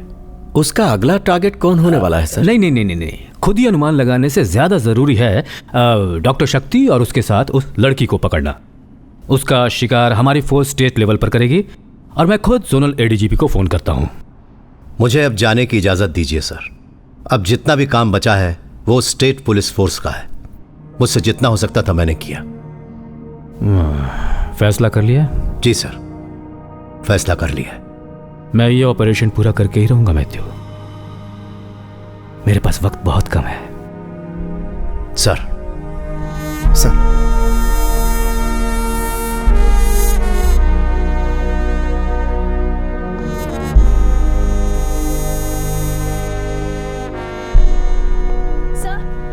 1 मिनट सर। आपके जाने से पहले कुछ बताना चाहती हूँ। यस सर, आपकी फैमिली का जो एक्सीडेंट हुआ था वो कोई एक्सीडेंट नहीं, एक साजिश थी। मुझे आपको कुछ दिखाना है सर।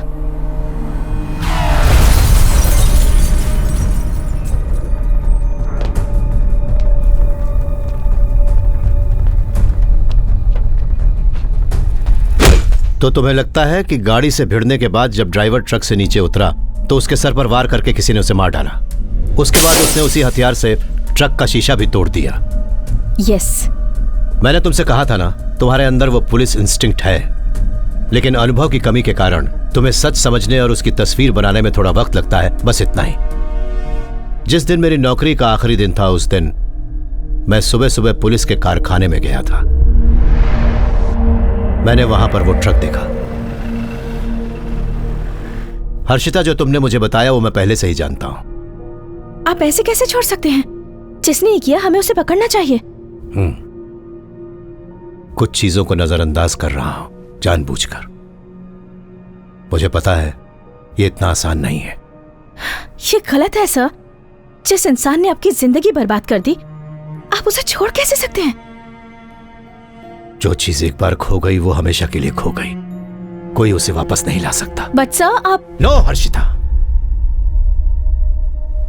मैं एक सीमा रेखा पर खड़ा हुआ हूं। कभी खुदकुशी और कत्ल के बीच की हालत के बारे में सुना है? मुझे मजबूर मत करो, मत करो मुझे मजबूर।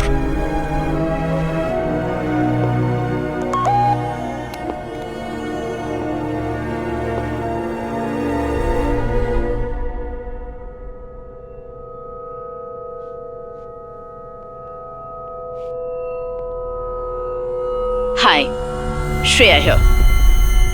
First, I want to tell you something. जिस IP एड्रेस से मैंने ये वीडियो मेल किया है, उसे ट्रेस करने में वक्त बर्बाद मत कीजिए। वो फेक है। पर ये बंद करने से पहले मेरी बात सुन लीजिए। जिस हादसे ने आपकी जिंदगी बर्बाद कर दी, क्या आप जानते हैं कि वो कार एक्सीडेंट किसने करवाया था? फीलिक्स स्टीवेंसेंट ने।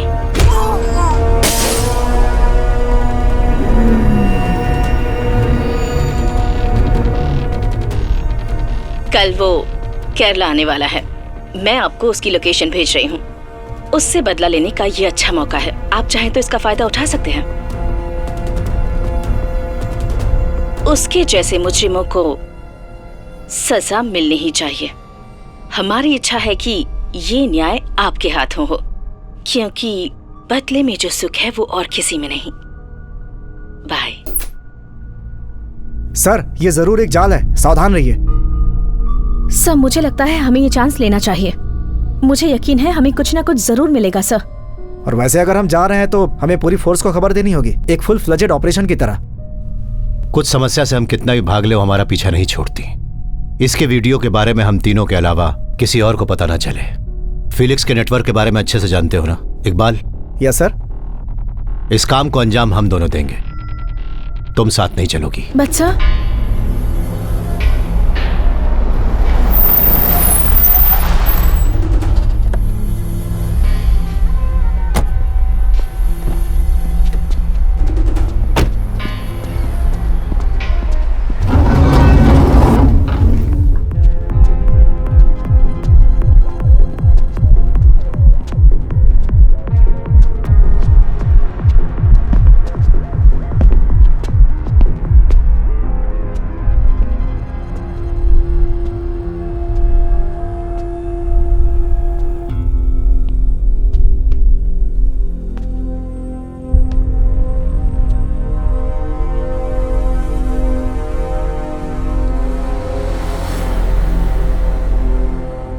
Matthew?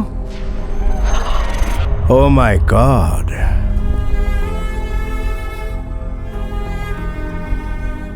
Matthew, you are impossible. मुझे लगा मैंने तुम्हारी कहानी खत्म कर दी, लेकिन जरा देखो तो, तुम फिर आ गए। पर आए हो किस मकसद से? बदला लेने। पर अब तो तुम पुलिस वाले हो भी नहीं। बेवकूफ, अभी भी मैं पुलिस वाला हूँ।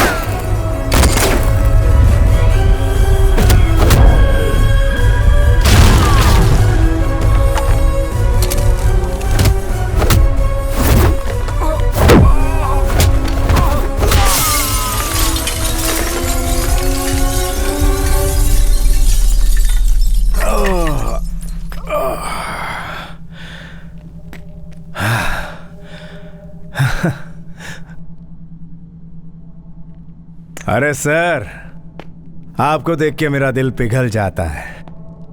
पता है क्यों? सिंपैथी। आप कुछ नहीं जानते मिस्टर मैथ्यू। तू अपना मुंह बंद रख। क्यों रे इकबाल, मैं अपना मुंह क्यों बंद रखूं? सर, आपको और आपके परिवार को मारने का जो प्लान था वो दरअसल मैंने ही बनाया था, और वो एक्सीडेंट भी मैंने ही करवाया था। मैंने आपकी कस्टडी में बैठे बैठे ही वो सारा प्लान बनाया, और भागने से कुछ समय पहले ही मेरी किसी ना किसी अंदर वाले ने ही तो मदद की होगी ना सर। सही कहा ना?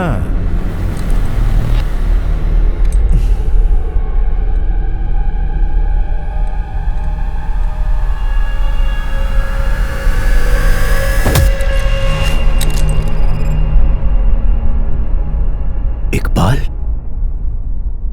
जी हाँ सर, मैंने ही इसकी मदद की थी।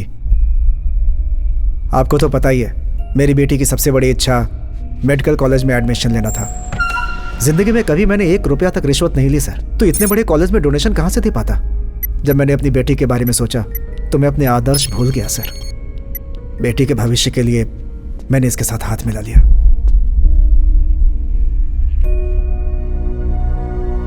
जिंदगी भर इंसान जो कुछ भी करता है अपने परिवार के लिए करता है सर। नहीं जानता था आपकी फैमिली को खत्म कर देगा। सर मेरा यकीन कीजिए सर, इसे मेरे हवाले कर दीजिए। मैं इसे जिंदा नहीं छोड़ूंगा सर, मैं जिम्मेदारी लेता हूं।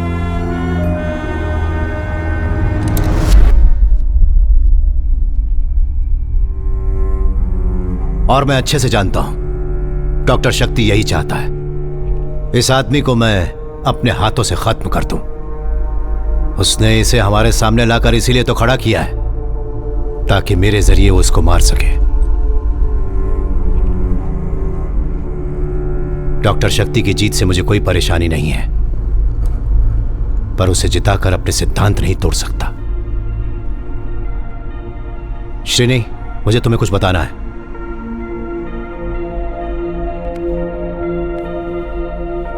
इकबाल सर, पुलिस को सरेंडर कर दो।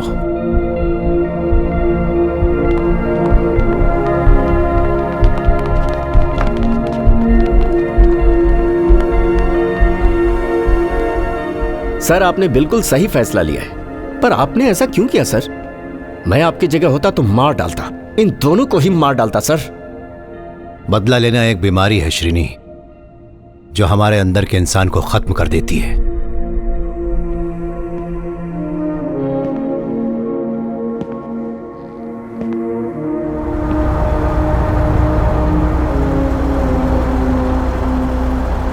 मेरा सफर जो उस वक्त रुक गया था वो अब शुरू होगा।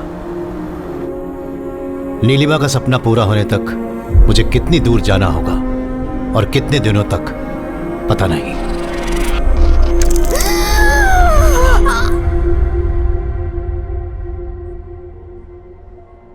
मैं तुम्हारे और नीलिमा के रिश्ते की गहराई को समझ सकता हूं। So I feel really sorry. Neelima की हालत बिगड़ती ही जा रही है। वाइटल ऑर्गन्स में इन्फेक्शन फैल चुका है। जब भी वो होश में आती है उसका दर्द और भी ज्यादा हो जाता है। इस समय वो बहुत ही कष्ट में है। मुझे ऐसा कहना नहीं चाहिए मैथ्यू, पर तुम ऊपर वाले से प्रार्थना करो कि वो इसे इस दर्द से मुक्त कर दे।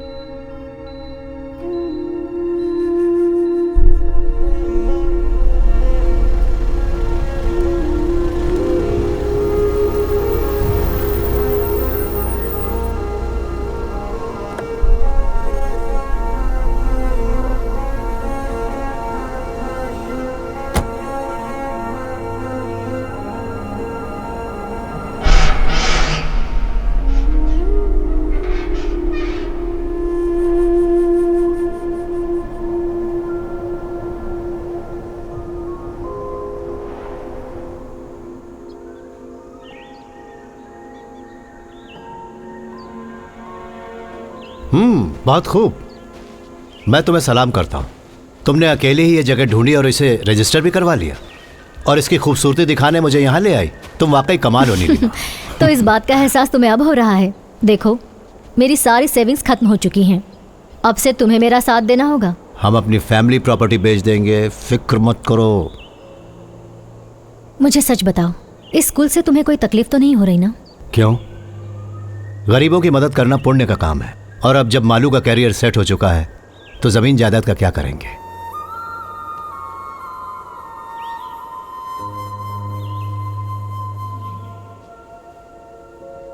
ये जगह ही मैं हूं।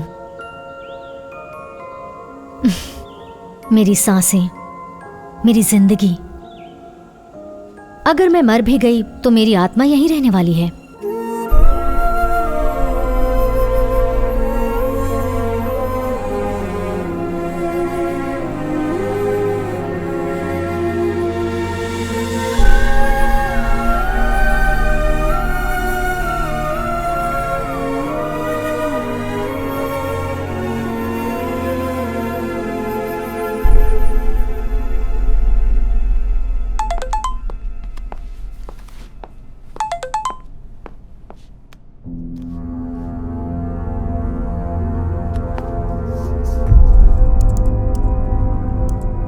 ये मैंने थारकंस मेडिसिटी की कार पार्किंग की सीसीटीवी फुटेज में देखा। हमारे डीजी की प्राइवेट कार 12 जुलाई को वहां पर आई थी। वो वहां खालिद मुस्तफ़ा नाम के आदमी से मिलने गए थे। वो एक सोशल एक्टिविस्ट था जो कुमार के एक बड़े मॉल प्रोजेक्ट के खिलाफ कोर्ट से स्टे ऑर्डर ले आया था। 12 जुलाई को कुमार के साथ डीजी भी उसके कमरे में गए थे। इसका चीफ ऑफिसर हूँ, मतलब डीजीपी। पहचाना मुझे? मैं यहाँ आपसे एक बहुत ही जरूरी बात करने आया हूँ मिस्टर खालिद। ये जो कुमार है ना, मेरे दिल के बहुत करीब है। ये जो शॉपिंग मॉल बनाने वाला है, आप उसके खिलाफ स्टे ऑर्डर लेकर आए, उसे वापस ले लीजिए आप। डीजी और कुमार के बीच की एक गहरी दोस्ती मुझे कुछ अजीब लगी। नहीं, मैं नहीं लूंगा सर। तुम मना नहीं कर सकते, वापस लो। 2 दिन के बाद कुमार खुद कुछ कागजात लेकर आएगा, उन सभी पर साइन कर देना। ये इलाज तुम्हारी उम्र बढ़ाने के लिए हो रहा है ना, कहीं अचानक घट ना जाए। चलो कुमार, चलो। डीजी और कुमार की धमकी वाली बात खालिद ने डॉक्टर शक्ति को जरूर बताई होगी, क्योंकि वो उसके बहुत करीब था। किसी डरने वाला नहीं हूँ। अगर मुझे कुछ हो गया डॉक्टर, तो समझ जाना इसके पीछे उन दोनों का हाथ है, वो कुमार और डीजीपी। अब ऐसा कुछ भी नहीं होगा।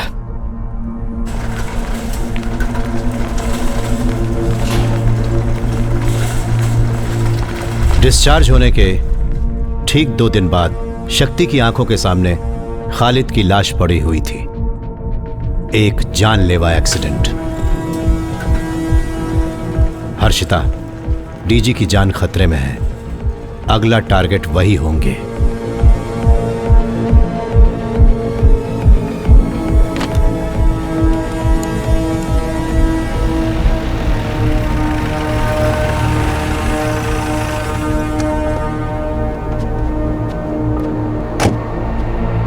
Srini. Sir. When did it happen?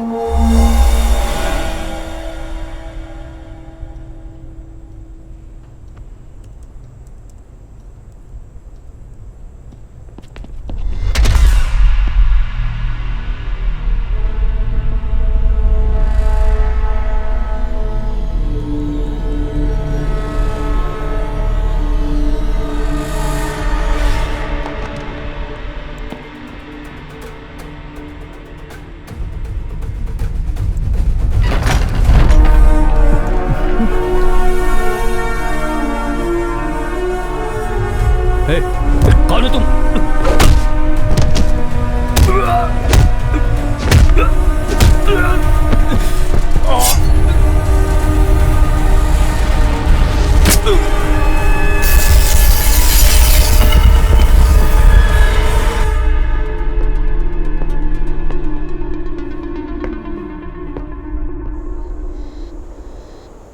वो सिर्फ आपके साथ नेगोशिएट करेंगे सर। आपको अकेले जाना होगा, बिना हथियार के। ये बात मेरी समझ से परे है कि डॉक्टर शक्ति को आपसे इतना लगाव क्यों है।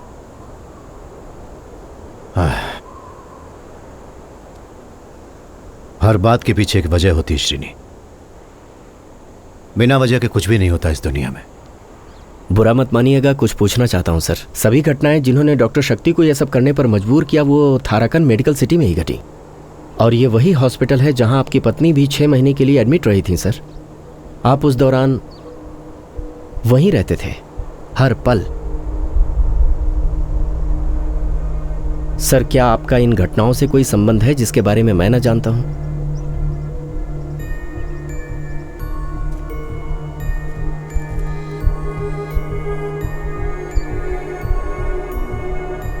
Nothing is white, nothing is black. Everything is grey.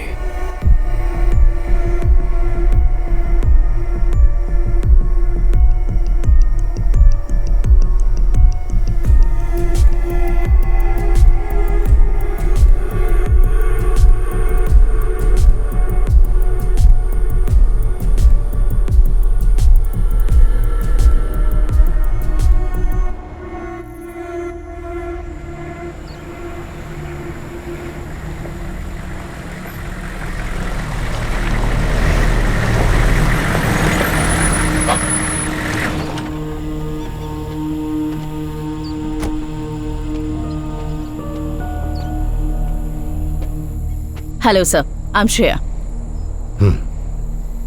Sir, आपको डॉक्टर शक्ति से मिलने से पहले एक शर्त माननी होगी। आपको बेहोश किया जाएगा। आप 1 घंटे के लिए नींद में होंगे।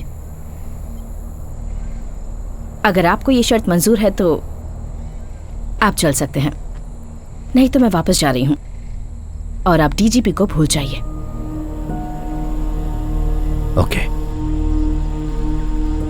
मैं चलूंगा। Good, let's go.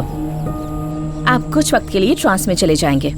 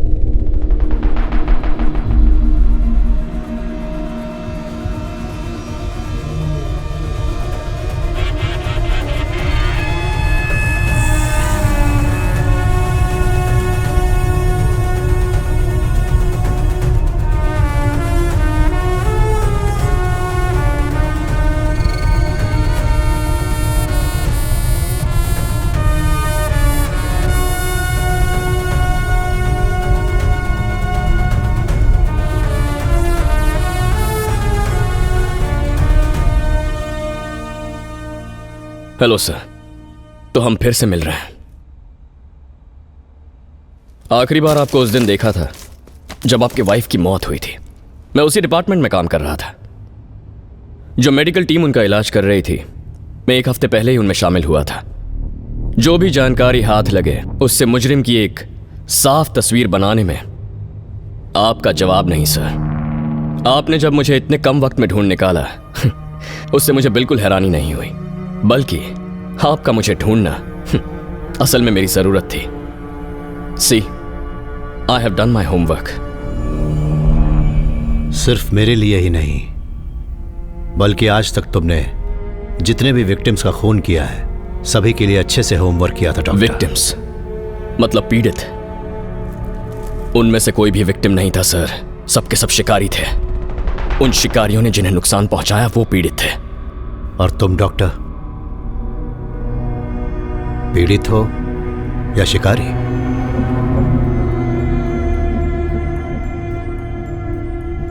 मैं दोनों ही हूं। हम सभी में दोनों बसे होते हैं, एक ही पल में पीड़ित, दूसरे में शिकारी। मैं एक बार डीजी को देखना चाहता हूं। घबराइए मत, वो सुरक्षित है, पर ज्यादा देर नहीं रहेंगे। आप पूरी पुलिस फोर्स में सबसे सही इंसान थे नौकरी छोड़ने तक। एक तरह से आप कानून का प्रतीक हैं। तो आज आपको साक्षी मानकर मैं उस स्टेट पुलिस चीफ को सजा दूंगा, उसने किए हुए घिनौने जुर्म के लिए। घूर क्यों रहे हैं सर? यह इंसाफ देने का मेरा तरीका है। सर, दुनिया में इंसान को सिर्फ एक चीज कंट्रोल कर सकती है, डर। वो डर जो हम सभी के अंदर होता है, बल्कि भगवान में विश्वास करना भी एक तरह का डर ही है ना। जो इंसान गुनाह करेगा उसे मुझसे डरना होगा, क्योंकि अब से डर का नया नाम है डॉक्टर शक्ति रामास्वामी।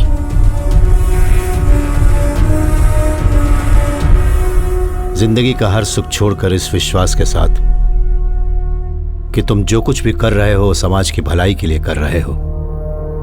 डॉक्टर श्रेया तुम्हारे इस जुर्म में तुम्हारे साथ खड़ी हुई है। वो तुम्हारे साथ प्यार की वजह से या इसी डर की वजह से? डर से भयानक चीज इस दुनिया में कुछ भी नहीं होती। सही है ना डॉक्टर? अपनी मर्यादा में रहकर मुझसे बात कीजिए मिस्टर मैथ्यू। तुम इंसानी मर्यादा बहुत पहले पार कर चुके हो, तो अब तुम मुझे क्या पढ़ाओगे मर्यादा का पाठ? हाँ सर, पार कर चुका हूं मैं।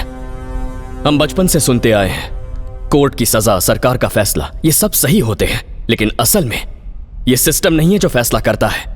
ये काम तो ताकतवर लोग करते हैं। अगर कोर्ट की बात करें तो 2-3 जज, सरकार की बात करें तो मुख्यमंत्री, धर्म की बात करें तो पंडित। इन सब लोगों का फैसला पत्थर की लकीर बन जाता है और वही कानून होता है। इसीलिए जो भी मुझे सही लगा मैंने वही किया। जिन शब्दों का प्रयोग अभी तुमने किया है, दुनिया के सबसे बड़े डिक्टेटर ऐसे ही शब्दों का प्रयोग करते थे, और मुझे नहीं लगता तुम्हें बताने की जरूरत है कि उनका क्या हश्र हुआ था। कम ऑन सर, हमें भी अभी एक डिक्टेटर की जरूरत है। हमारे देश को जरूरत है कोई मेरे जैसा। गलत लोगों की अंधभक्ति करने से ज्यादा बड़ी बेवकूफी दुनिया में और कुछ नहीं हो सकती, और इसे लगता है यह कानून से बड़ा है। और मुझे बहुत दुख से यह कहना होगा कि ये एक पागल है। मैं पागल हूं? मैं पागल हूं? श्रेया, तुमने सुना इन्होंने क्या कहा? इन्हें लगता है कि मैं पागल हूं। जो लोग पैसे और ताकत का इस्तेमाल करके कानून के हाथों से बच निकलते हैं, तुम उन लोगों को सजा देना चाहते हो? तो फिर तुमने उन 3 बेकसूर पुलिस वालों को क्यों मारा जो डीजी के सिक्योरिटी गार्ड थे? ओह हाँ, वो लोग, वो मैं रोक नहीं पाया। एक अच्छे काम के लिए एक छोटा सा बलिदान। और उन परिवारों का क्या जिन्हें तुमने अनाथ कर दिया? उन्हें न्याय कौन दिलाएगा? तुम्हारा न्याय सीमित है डॉक्टर, और ये लड़की भी तुम्हारे लिए उन्हीं जैसे लोगों की तरह होगी। एक और छोटा सा बलिदान। Mister Matthew, don't cross your limits. अपनी ये चालें मेरे साथ मत खेलिए। जिंदगी एक घिनौना मजाक है डॉक्टर, जीनी पड़ती है। You know that I know it. Yes doctor, I know that you know it. मैं भी अब तक इसी दिन का इंतजार कर रहा था कि कब तुमसे मिलूंगा।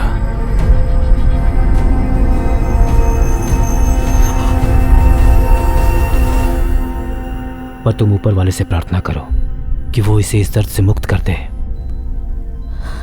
अब और नहीं, मुझसे ये दर्द सहन नहीं होता।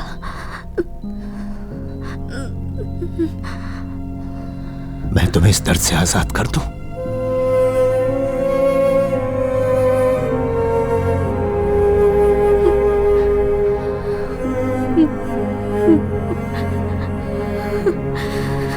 जिंदगी में मैंने कभी भी किसी से इतना प्यार नहीं किया।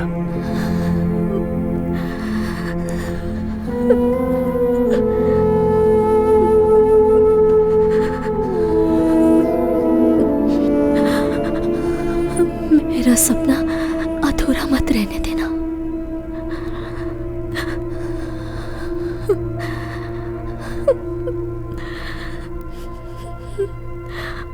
वादा करो कि वो स्कूल बनवाओगे।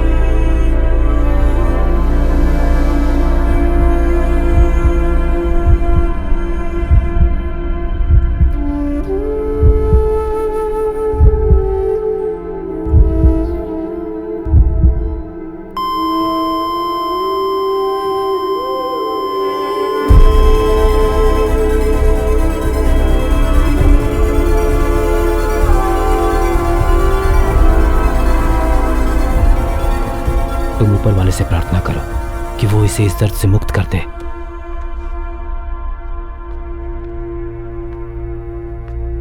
आपकी पत्नी की मौत के बाद मुझे एहसास हुआ कि आपका फैसला सही था। अगर सोचा जाए तो आपने भी वही किया जो इंसाफ था। आप बिल्कुल मेरे जैसे हैं, इसीलिए मैंने सारे सबूत मिटा दिए।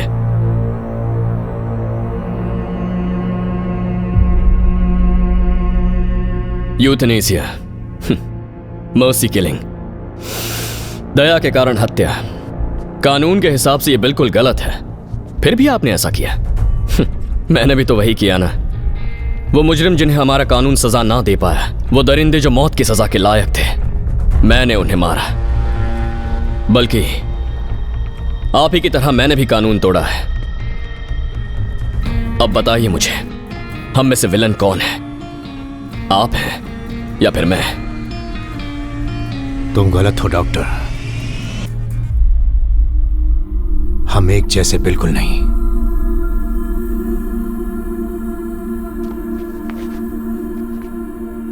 बिना कुछ महसूस किए, बिना एक भी मिनट पलक झपकाए मेरी पत्नी वहां जिंदा लाश बनकर पड़ी थी। और थोड़े वक्त के लिए जब भी उसे होश आता, तुम भी जानते हो कि वो किस दर्द से गुजर रही थी। उस दर्द में भी वो मुझसे पूछती रहती कि हमारी बेटी कैसी है। उसे मालूम था कि वो उसे फिर कभी नहीं देख पाएगी, फिर भी वो पूछती ही रहती। और जब मैंने पूछा कि क्या मैं तुम्हें इस दर्द से आजाद कर दूं, वो मेरी तरफ देखकर मुस्कुराने लगी। उसकी आंखें बंद हो रही थी, सांस भी नहीं चल रही थी। मैं वहां खड़ा देखता रहा और तब मुझे एहसास हुआ कि दरअसल प्यार की आखिरी मंजिल मौत होती है। I killed her out of love. You kill people out of hate. हम दोनों एक दूसरे से बिल्कुल अलग हैं डॉक्टर। बस बहुत हुआ मिस्टर मैथ्यू मंजूरन। मैं आपको यहां जिस लिए लेकर आया हूं वो होकर रहेगा। अब बैठ जाइए। श्रेया, नजर रखो।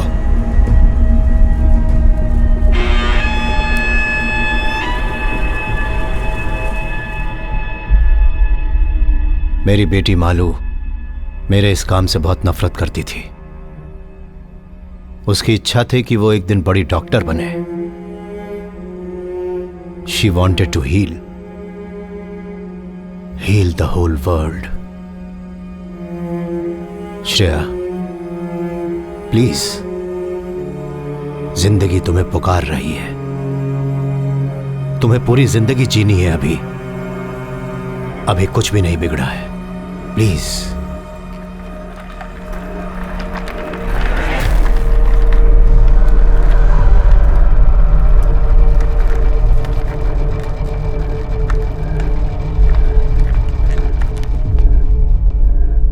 इस आदमी का काम था आम लोगों की जान की रक्षा करना, उनके अधिकारों की रक्षा करना, पर इसने ऐसा नहीं किया। एक बहुत ही नेक इंसान था जिसका नाम था खालिद मुस्तफा। इसने मारा उसे। नहीं मैथ्यू, नहीं। उसकी मौत एक राज बनकर रह गई। केस फाइल करने वाला भी कोई नहीं था। कम से कम तुम तो मेरा यकीन करो। जब मुझे लगा मेरा बड़ा नुकसान होने वाला है तो हॉस्पिटल जाकर मैंने खालिद को मार डालने की धमकी दी थी, लेकिन उसकी मौत से मेरा कोई लेना देना नहीं है। वो एक्सीडेंट असली था। मैं सच बोल रहा हूं। मेरा यकीन करो मैथ्यू, प्लीज। पर मुझे तुम पर यकीन नहीं। डॉक्टर, मुझे गुस्सा मत दिलाओ मिस्टर। प्लीज। मैंने कहा मुझे गुस्सा मत दिलाओ।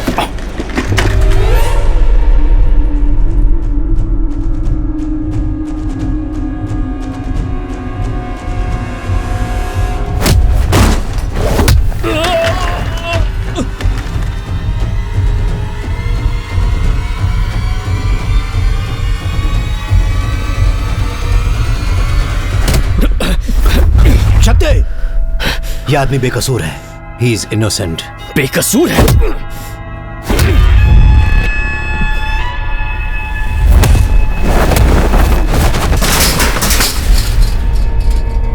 डॉक्टर, प्लीज मेरी बात सुनो।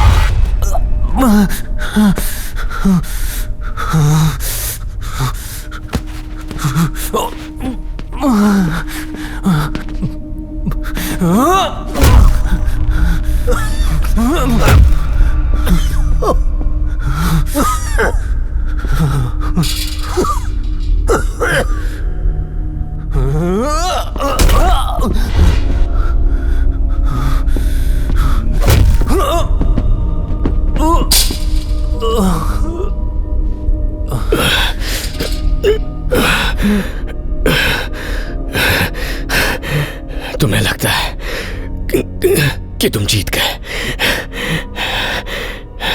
नहीं।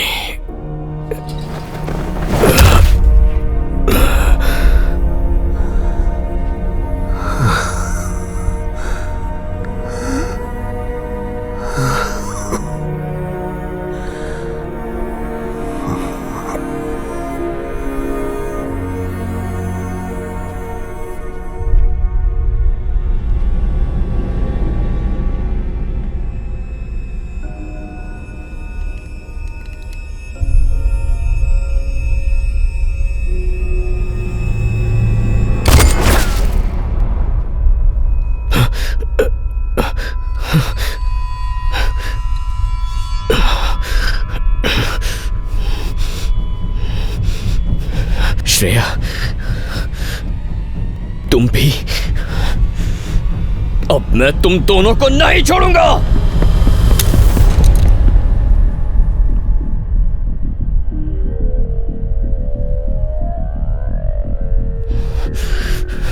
शूट मी, शूट मी। पर कल पूरी दुनिया यही कहेगी कि जो मैंने किया सही था। तुम कानून के रक्षक हो ना?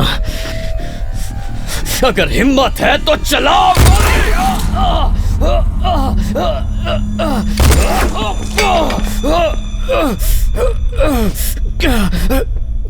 कैसे इंसान हैं आप सर?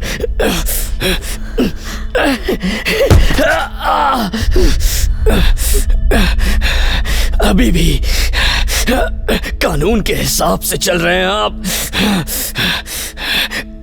खत्म क्यों नहीं कर दिया मुझे? इस दुनिया का यह दस्तूर बिल्कुल नहीं है मिस्टर शक्ति कि एक इंसान किसी दूसरे इंसान की जान ले ले।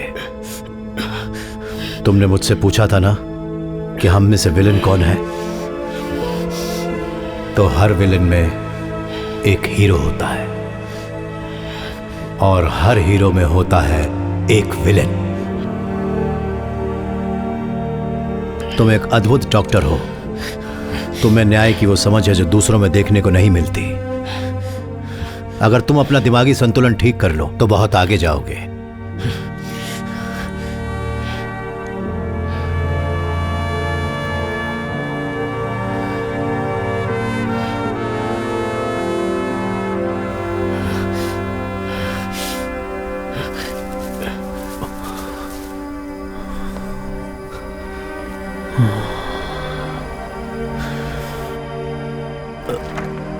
आई एम सॉरी मैथ्यू, मेरी गलतियों के लिए माफ कर दो।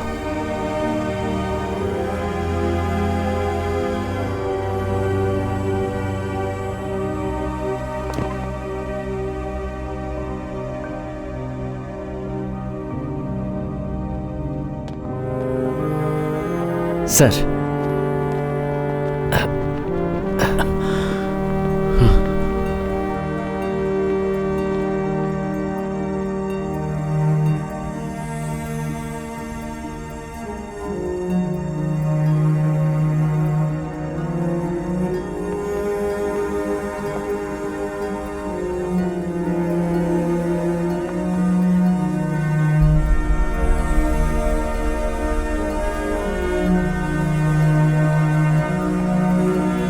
सर आप